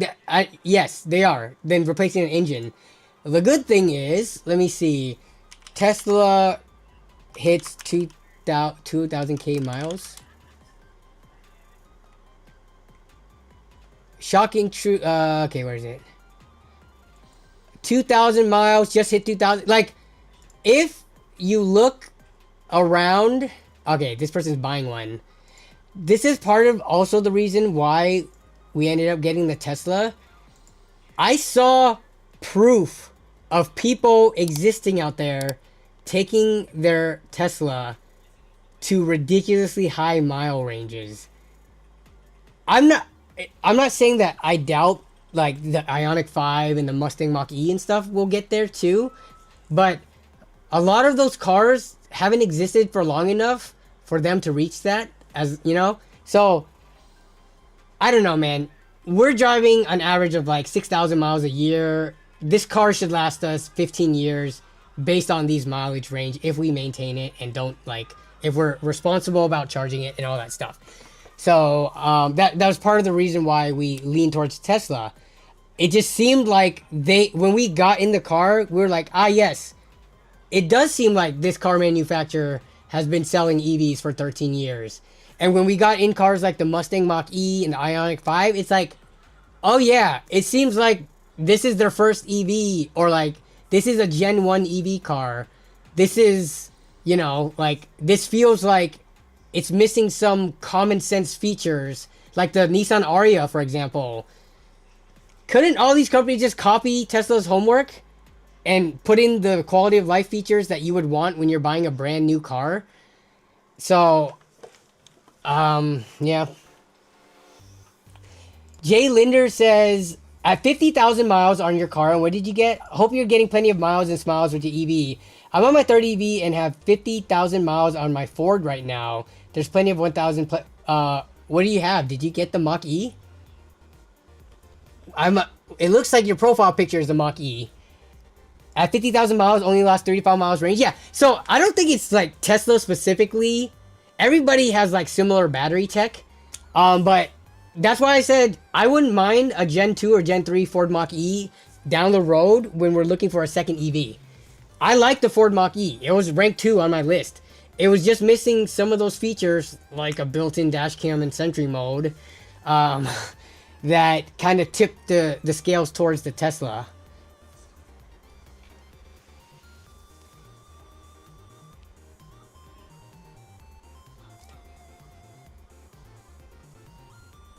The battery warranty will last longer than you will own it. No, the Tesla warranty is 80,000 miles, 8 years, 80,000, I believe. I forget. I need to look at it again. But yeah, all these different ones have different. They all have similar. Actually, some I forgot which one it was, but I could have sworn one of them only had like 40 or 50,000 miles, and I was like, dang, why are you giving so little on the battery warranty or just like the overall ownership warranty compared to the rest? But Tesla warranty was pretty nice. Reluctant Hero says, not a fan of any of these EVs, but to each their own. I mean, wait, are you saying of these EVs that we're talking about, or just any EVs in general? Should be 8 year, 100,000 miles on the battery, yeah. So you feel safe in something you drove through a wall that had a picture of a road in it? They redid that test. I have the latest, first of all, that's only with FSD. I would not drive through a wall in it. But, so Mark Rober made the video, I saw that. It drove through the wall, but didn't he have hardware version 3 and he used autopilot, not FSD, he's gonna redo the video. I don't know if he's gonna get the latest hardware, which is what our car has, hardware 4, and if he does full FSD, it might pass the test. There are 2 other content creators who have made tests with the fake wall after Mark Rober did. One of them, it wouldn't have stopped in time, and it agreed with Mark Rober. But then someone else made a version, and I think they tested it in a hardware 4 Cybertruck, and it did stop with the camera without LiDAR with the wall. So, I don't... The Mark Rober video was just fun. I am never going to self-drive into a Looney Tunes wall, is what I'm saying. So, that's like a non-issue. Battery tech indeed will get better over time. It will. Everything will get better over time. Your computer. It's kind of like with PC hardware, where people can tell you easily to always wait till the next generation, to wait till the next best thing. Well, in that case, you'll never buy a car or you'll never buy your PC. You gotta dive in at some point. If you fear that something better will come along eventually in the future, you will never buy anything ever, right? So for us, it was like, all right, we're getting ready to start a family. Trump potentially could take out the tax incentives, all that stuff. It just, for us, it was the time. Our cars are both over 10 years old. And mine is specifically with 150,000 miles on it. It's just getting a nicer car for where we are in our lives, in our mid-30s. It just made sense. Like, we don't often treat ourselves to premium things in life. At least me and my wife don't. So this is one of the things why we save so hard for. Jay Linder. To each their own. I personally love Blue Cruise 1.3. Can you remind me, because they went over what you had to pay for in terms of the features to remotely control your car, but I forget because we went and looked at like 9 different makes. So for the Mach-E, I think Blue Cruise is just fine too. FSD, Blue Cruise. Can you remind me how much Blue Cruise costs and if you can outright buy it? And with regards to remote controlling your car and using phone as key, how much does it cost to be able to use your phone as key without a key fob or without a physical key? And what features can you do for free from your phone to control your Mach-E in terms of climate control, pre-tendering, or what's it called? The battery tendering, because of enclosed climate, you don't want to run cold. So like to pre-prime your battery, depending on the weather, to unlock remotely, to pop the trunks and stuff. How much does that cost? They hate us because they hate us, yeah. 3-year subscription for a 600. Is it $200 pretty much, or did the price go down after that, or is it up after that? Like, my issue is like, why aren't these things just free? I'm paying like 50 grand for this freaking car. Tesla gives it for free. All the rest of y'all, why don't you give it for free? Like, I don't want more subscriptions in my life. With our Model Y, we have 0 subscription with it. Every feature that we want from it, whether it be dash cam, Sentry mode, priming, preheating the battery, preheating the car, unlocking it from remotely because I'm at home and then Melissa's phone dies, like I could unlock it like that, though she should be carrying her key card. It's just all these things the other companies nickel and dime you or make you get a subscription for, but the Model Y and Tesla didn't. My connected service for full phone as key and remote climate included for free, but that, yeah, I know a lot of them come for free for 5 years. Like Hyundai does that too. But how much is it after 5 years is my question. Because we are keeping this car. So we're not the type to just lease or to like sell a car and stuff. We're driving this thing just like we drive our Civic and Yaris until it can't drive no more. A car is a depreciating asset. If you buy a car, especially an EV, expecting for it to hold on to its value, unless it's a classic car or a rare car, but for the majority of cars, it is gonna be worth a fraction of the cost years down the line. The way you get the most value out of your car is to drive it for 10, 15, 20 years, 100, 150, 200,000 miles. Then you would have gotten the full use of your car and not have to worry about depreciation and stuff. But yeah. Also, climate control is the same as auto start on my key fob. I don't need to connect my car to my phone. They're making everything a paid features. It's atrocious. That's what I'm saying. But not Tesla. Surprisingly. We hate Tesla, but they don't charge you, and it is via phone. So big country, your auto start on your key fob, it has a certain range. It can only go through a certain amount of walls, right? Or is your cellular?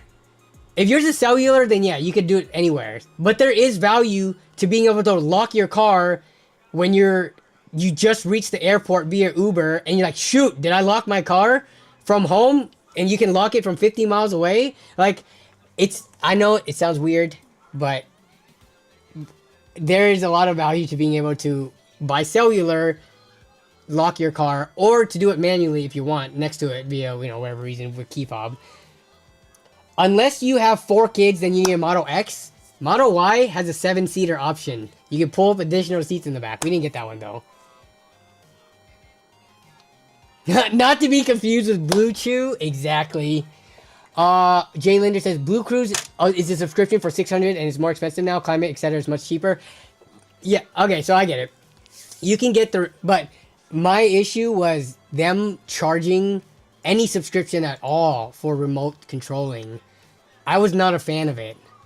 Tesla is free and has been free, and I don't see them going paid subscription for the most basic features anytime soon. Danny, did you buy the 99? No, Connect service is $10 a month. I guess it's 99 a year probably, huh? No, we don't use the Connect service. We just play music from our phones, not using that. And yeah, we might, but I don't want to because that's a subscription. And I just said I don't want subscription. It's equivalent to paying for data on your phone, though.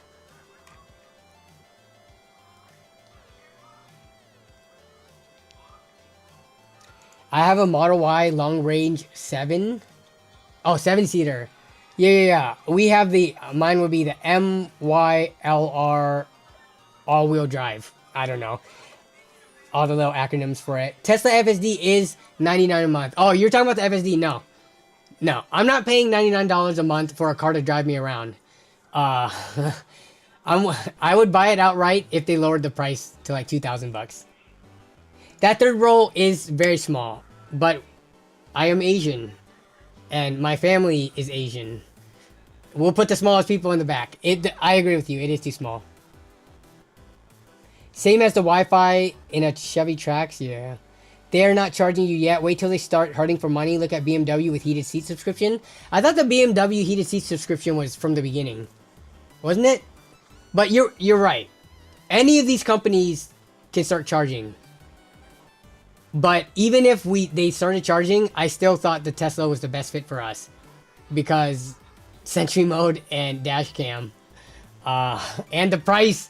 Again, it was cheaper than all the rest of the competition that weren't as good in our opinion. Like, we did a lot of thinking and sitting and research on this. We didn't just outright buy it on a whim, like last minute. We went and test drove so many cars. I joined so many EV subreddits to pick the car based off of what we wanted. And unfortunately, it was the one that is owned by, or that is from the company owned by Elon.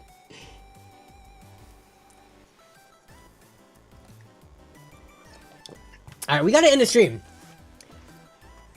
The EV stream has occurred. Oh, I will say, we'll talk about it next time. I did want to talk about, if you guys haven't seen, we'll go on for another 5-10 minutes, but, if you guys didn't see, not that, this one. Y'all talk about the Switch announcement. We did not. We talked almost exclusive EVs this stream, Shauner. And there was that much to talk about. There's a lot to talk about when it comes to EVs, actually. But instead of talking about it half-assed in all the streams leading up. Now it is done. We talked about it. I revealed the car. It is now out in the open. We have been building up this stream for like the last, I don't know how long, potentially like 2 years. It has happened. I could talk about the Switch though. We can talk about the Switch. I did want to talk about this though. If you guys did not see this, and I'll talk about the comments and stuff next week's stream because I got to keep it light tonight. If you guys have not seen this video, have you ever noticed that which is from my channel. How do I share this thing? I guess I just have to open this. Have you ever... Stop. If you guys haven't seen this fun collab video, definitely give it a watch. It was a fun collab. Also, does anyone else think that thumbnail was like really good? I didn't make it. The Toasty Bros, their thumbnail designer, I reached out to them and him, Zach, and I paid him to make this thumbnail. I thought this thumbnail was fire, literally and figuratively. I thought he did a really good job on it. So if you guys haven't seen it, it's a very fun video. It's got a bunch of your favorite content creators, PC tech content creators on it, and you should give it a watch. But I posted it to Reddit, and my god, Reddit is filled with the most miserable haters in the world. I'll talk about it next stream, remind me. But my goodness, given how many different people we have, like David, Greg, Ozzy, Toasty Bros, right? Tech Yes City, Craft Computing, you would think the PC Master Race community would have been like, oh, this is a cool collab. No, man. They completely crapped on the collab. They didn't even watch it. They hated it without watching it. But we'll talk about that next time. You're right, Shauner. Reddit sucks. Though, I use Reddit. And Reddit doesn't always suck. There's a lot of good to Reddit. But in general, if you're going to PC Master Race, like a mega subreddit like that, instead of like... If I posted it to the LTT or Gamers Nexus subreddit, I think it might have done better. But posting it to the biggest subreddit for a niche or a genre, mistake. Because yeah, people were just... They completely, off the bat, hated on it. The Reddit commenters are trash, yeah. You're right, most of Reddit sucks, but come on, you have to agree with me. When you're running, when you have a question, when you have issues with your PC, when your plumbing just broke and you have a question, does anyone really use Quora or Yahoo Answers? No, right? Everyone goes to Reddit. Everyone goes and looks up past Reddit posts because forums aren't a thing anymore. Reddit sucks, but it also doesn't suck. Reddit has a lot of valuable information, but also a lot of haters and trolls. So yeah, you gotta sift through it, but yeah. Alright, Nintendo.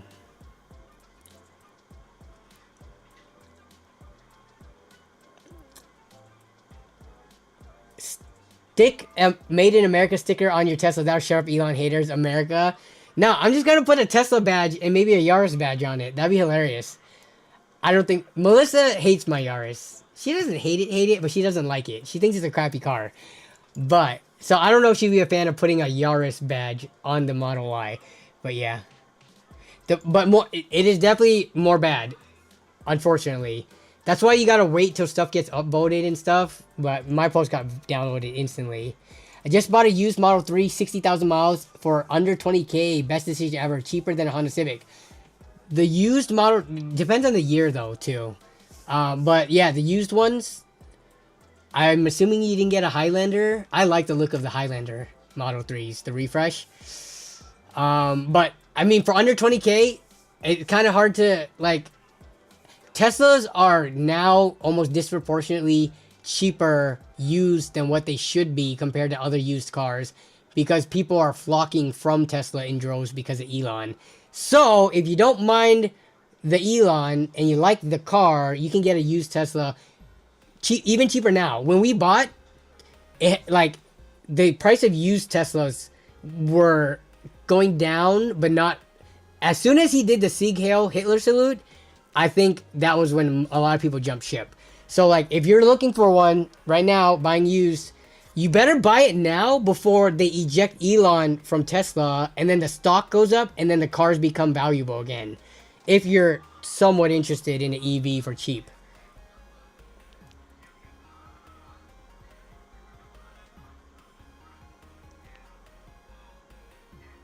Okay, new Switch. What's wrong with the Switch? I saw the new Switch, new Switch. I saw the announcement, like, what was it, a month or two ago? Overview trailer. Oh.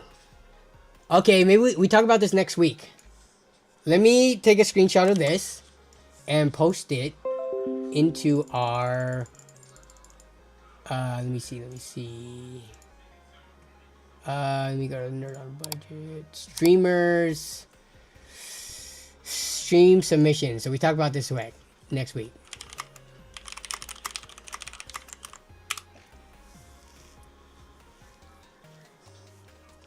It's not Tesla's EVs in general devalue. Yeah, no, I know what you're saying. I know EVs devalue quicker than Teslas, but Teslas devalue more quickly than the average EV, even. So, I'm saying if there's ever a change in leadership at Tesla, the prices of used Teslas is going to sway crazy compared to other EVs. Pricing ain't it in the TLDR I got from my friend and my little sister, but I haven't looked into it yet. Okay. Yeah. Yeah, we can definitely talk about that next week, assuming there's like, we can talk about it regardless. There's always time to talk about things, but Switches only work it if you have ATV to hook it up to.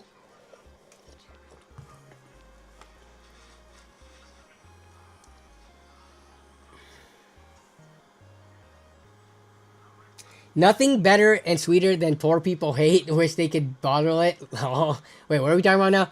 I think we all felt the same about the new Switch. It looks cool. Oh, wait, that's the thing? All new Switch games are going to be $90?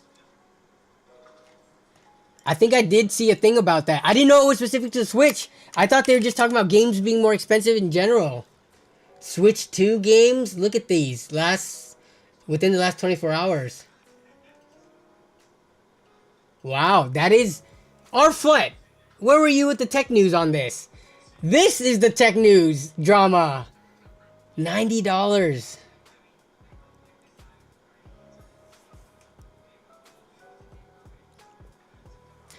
$80 digital, $90 physical. What are your guys' thoughts? We got 5 to 10 more minutes left, and then I'm gonna go eat some dinner because I'm hungry as heck.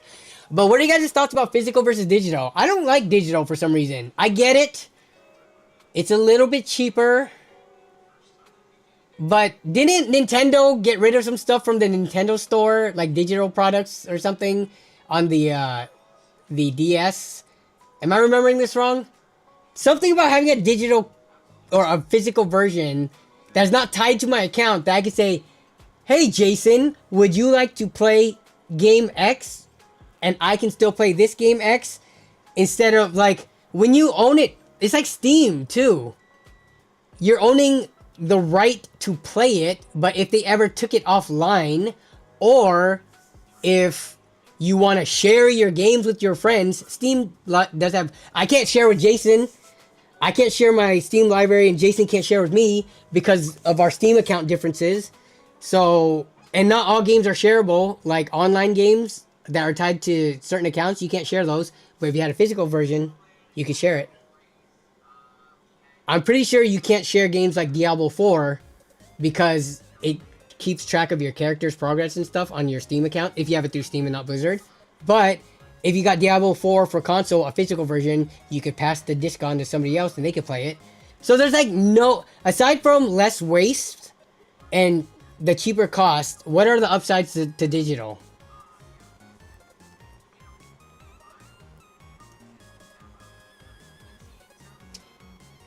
Nintendo will have game share feature now. Oh, okay, so they are addressing it. I haven't seen the thing. But what is game share really? I guess game share is nice if you are sharing with people like out of state, because doing that with a physical copy is annoying. So they each have their own pros and cons. Donkey Kong still $70. Physical box art is priceless. I agree. Even though they stopped putting them booklets in there, it's not even... You don't get a manual. Remember manuals?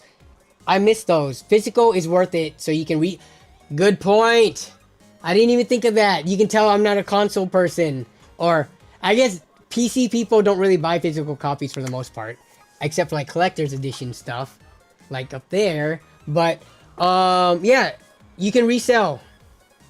So, aside from saving $10 initially, why would you ever get digital? Or if you want it instantly, I guess, and you're lazy, because you can download it as soon as it launches, as opposed to having to drive to the store and make sure they have copies.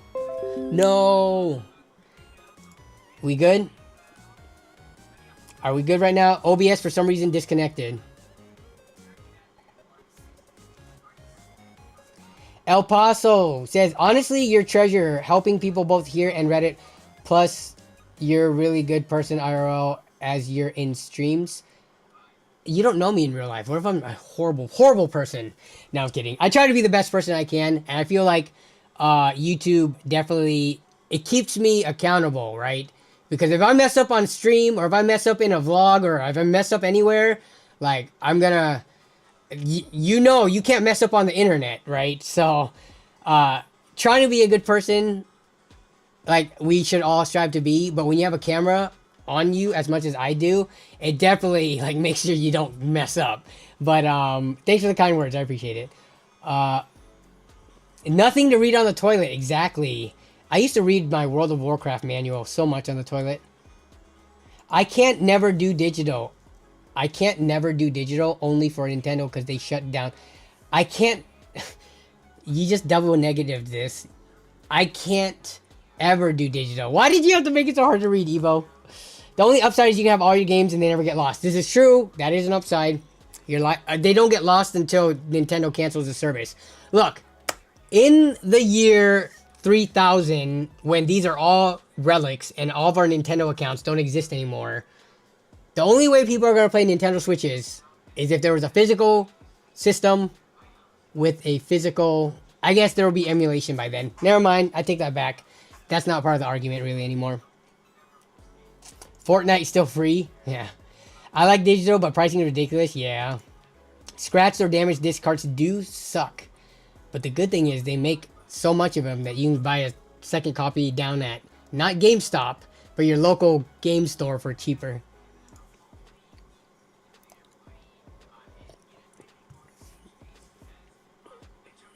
Danny is saucy in real life. He can cuss, lol. Sassy in real life. I've started to cuss more in streams and stuff. I don't cuss in the videos. I don't think I've ever cussed in a video, but I cuss on stream, and it's just one of the things that I decided, like, I'm not gonna cuss.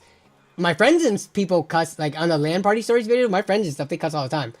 But since the start of my channel, I don't think I've ever said a cuss word on a long form video or short form. It's only ever been in streams. Unless some of you out there know for a fact and can find a timestamp of me cussing in a video, but yeah. But yeah, aren't they just keycard cartridges for the Switch 2? What are we talking about now? Resale values of DGPU last till maybe, and by July it's too late to flip. Mike, the graphics card predictions, when did you predicted around summer, so we're still far off in terms of like when the graphics card market's supposed to cool down. I just don't see it happening. These new raised MSRPs, yeah, I don't know.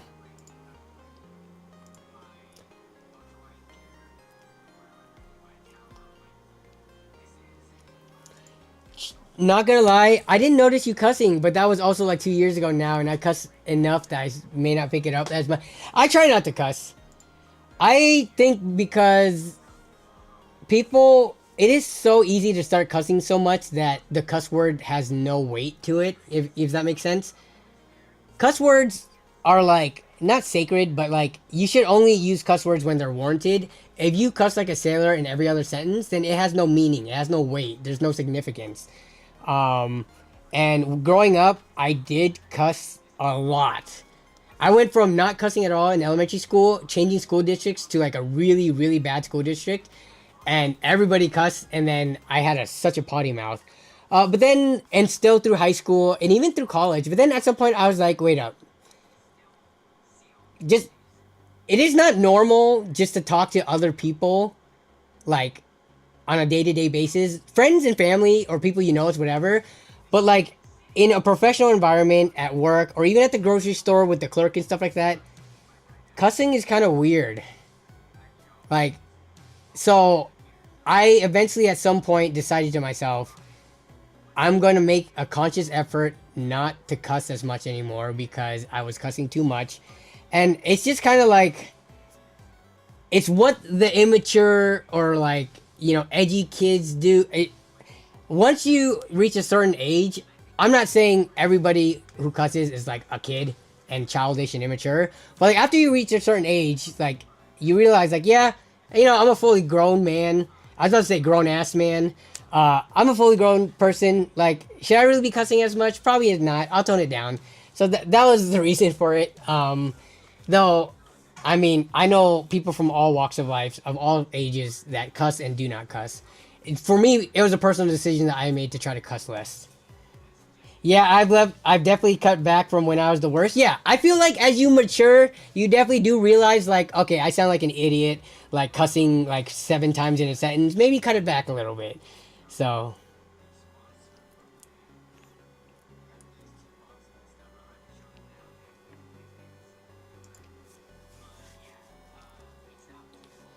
I have the production data, but what we've been seeing, Mike, is that the prices are changing. I need to look at the data again, but I don't think it's tariffs right now, right? Potential tariffs that might slowly trickle in. I get it. It looks like supply isn't an issue anymore because we are seeing like the RTX 5080s and 5070s and stuff in stock, at least at Micro Center. Online, it seems like they're still selling out instantly, but they're still held in stock at Micro Center. The issue is no one's trying to buy a $1,600 RTX 5080. So that's the problem. Even if production ramps up, if prices remain high, it does none of us any good. So we'll have to see for sure.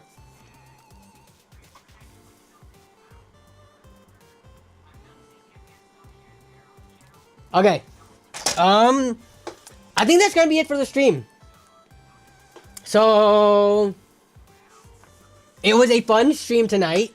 Now that the cat's out of the bag, maybe we can talk a little bit more about it. Or people are probably gonna definitely ask, what EV did you end up getting for a while? People always they ask that because, you know, it's just it takes a while for it to become common knowledge. But in terms of upcoming videos, I'm actually doing a laptop review. I haven't done that in a while. I'm still finishing some of the testing for it. As you might be able to see, there's a laptop in the background there. I'm testing battery life right now. I don't think it's going to be able to come out this weekend though, but I have that. I have my build update video, which I showed you guys last time, but I'll show it again in case nobody saw it. But the build update, it's right there. Oh, I didn't turn on the deep cool program to look at the temperature settings, but there it is. There's the case. So it's fully built. I still haven't switched to Windows 11 yet. That is my next thing I need to do. But yeah, decent amount of content lined up. It's just I gotta finish doing the videos on them, and then LAN party next week. So we'll talk about that in next week's stream. But thanks for joining me, guys. Dude, you guys, this was almost a 4-hour stream again, and there's still somehow 72 of y'all still sticking around this long. So I appreciate you staying, you know, keeping the discussion going and keeping me company. JG Wright is even in the house. Is it viewing the stream? No, it's not viewing the stream. It's viewing a LAN Party Stories playlist at half brightness. Oh, we're in the shower scene. Half brightness, half volume. Checking out the battery life of it. But it does have Wi-Fi on right now, so it is viewing with internet. But yeah. Just be on the lookout for all these different content pieces coming up. And yeah, I will see you guys in next week's stream, or if this video ends up dropping this weekend, and in any of the YouTube Shorts comment. And just in case you guys did not know, as always, we do have a Discord server. I don't talk about it much, but we do have a Discord server, and that's where you can catch me more frequently in between the content pieces. But hope you guys have a great rest of your day, have a great rest of your week, and have a great weekend coming up. And I'll see y'all later. Bye bye.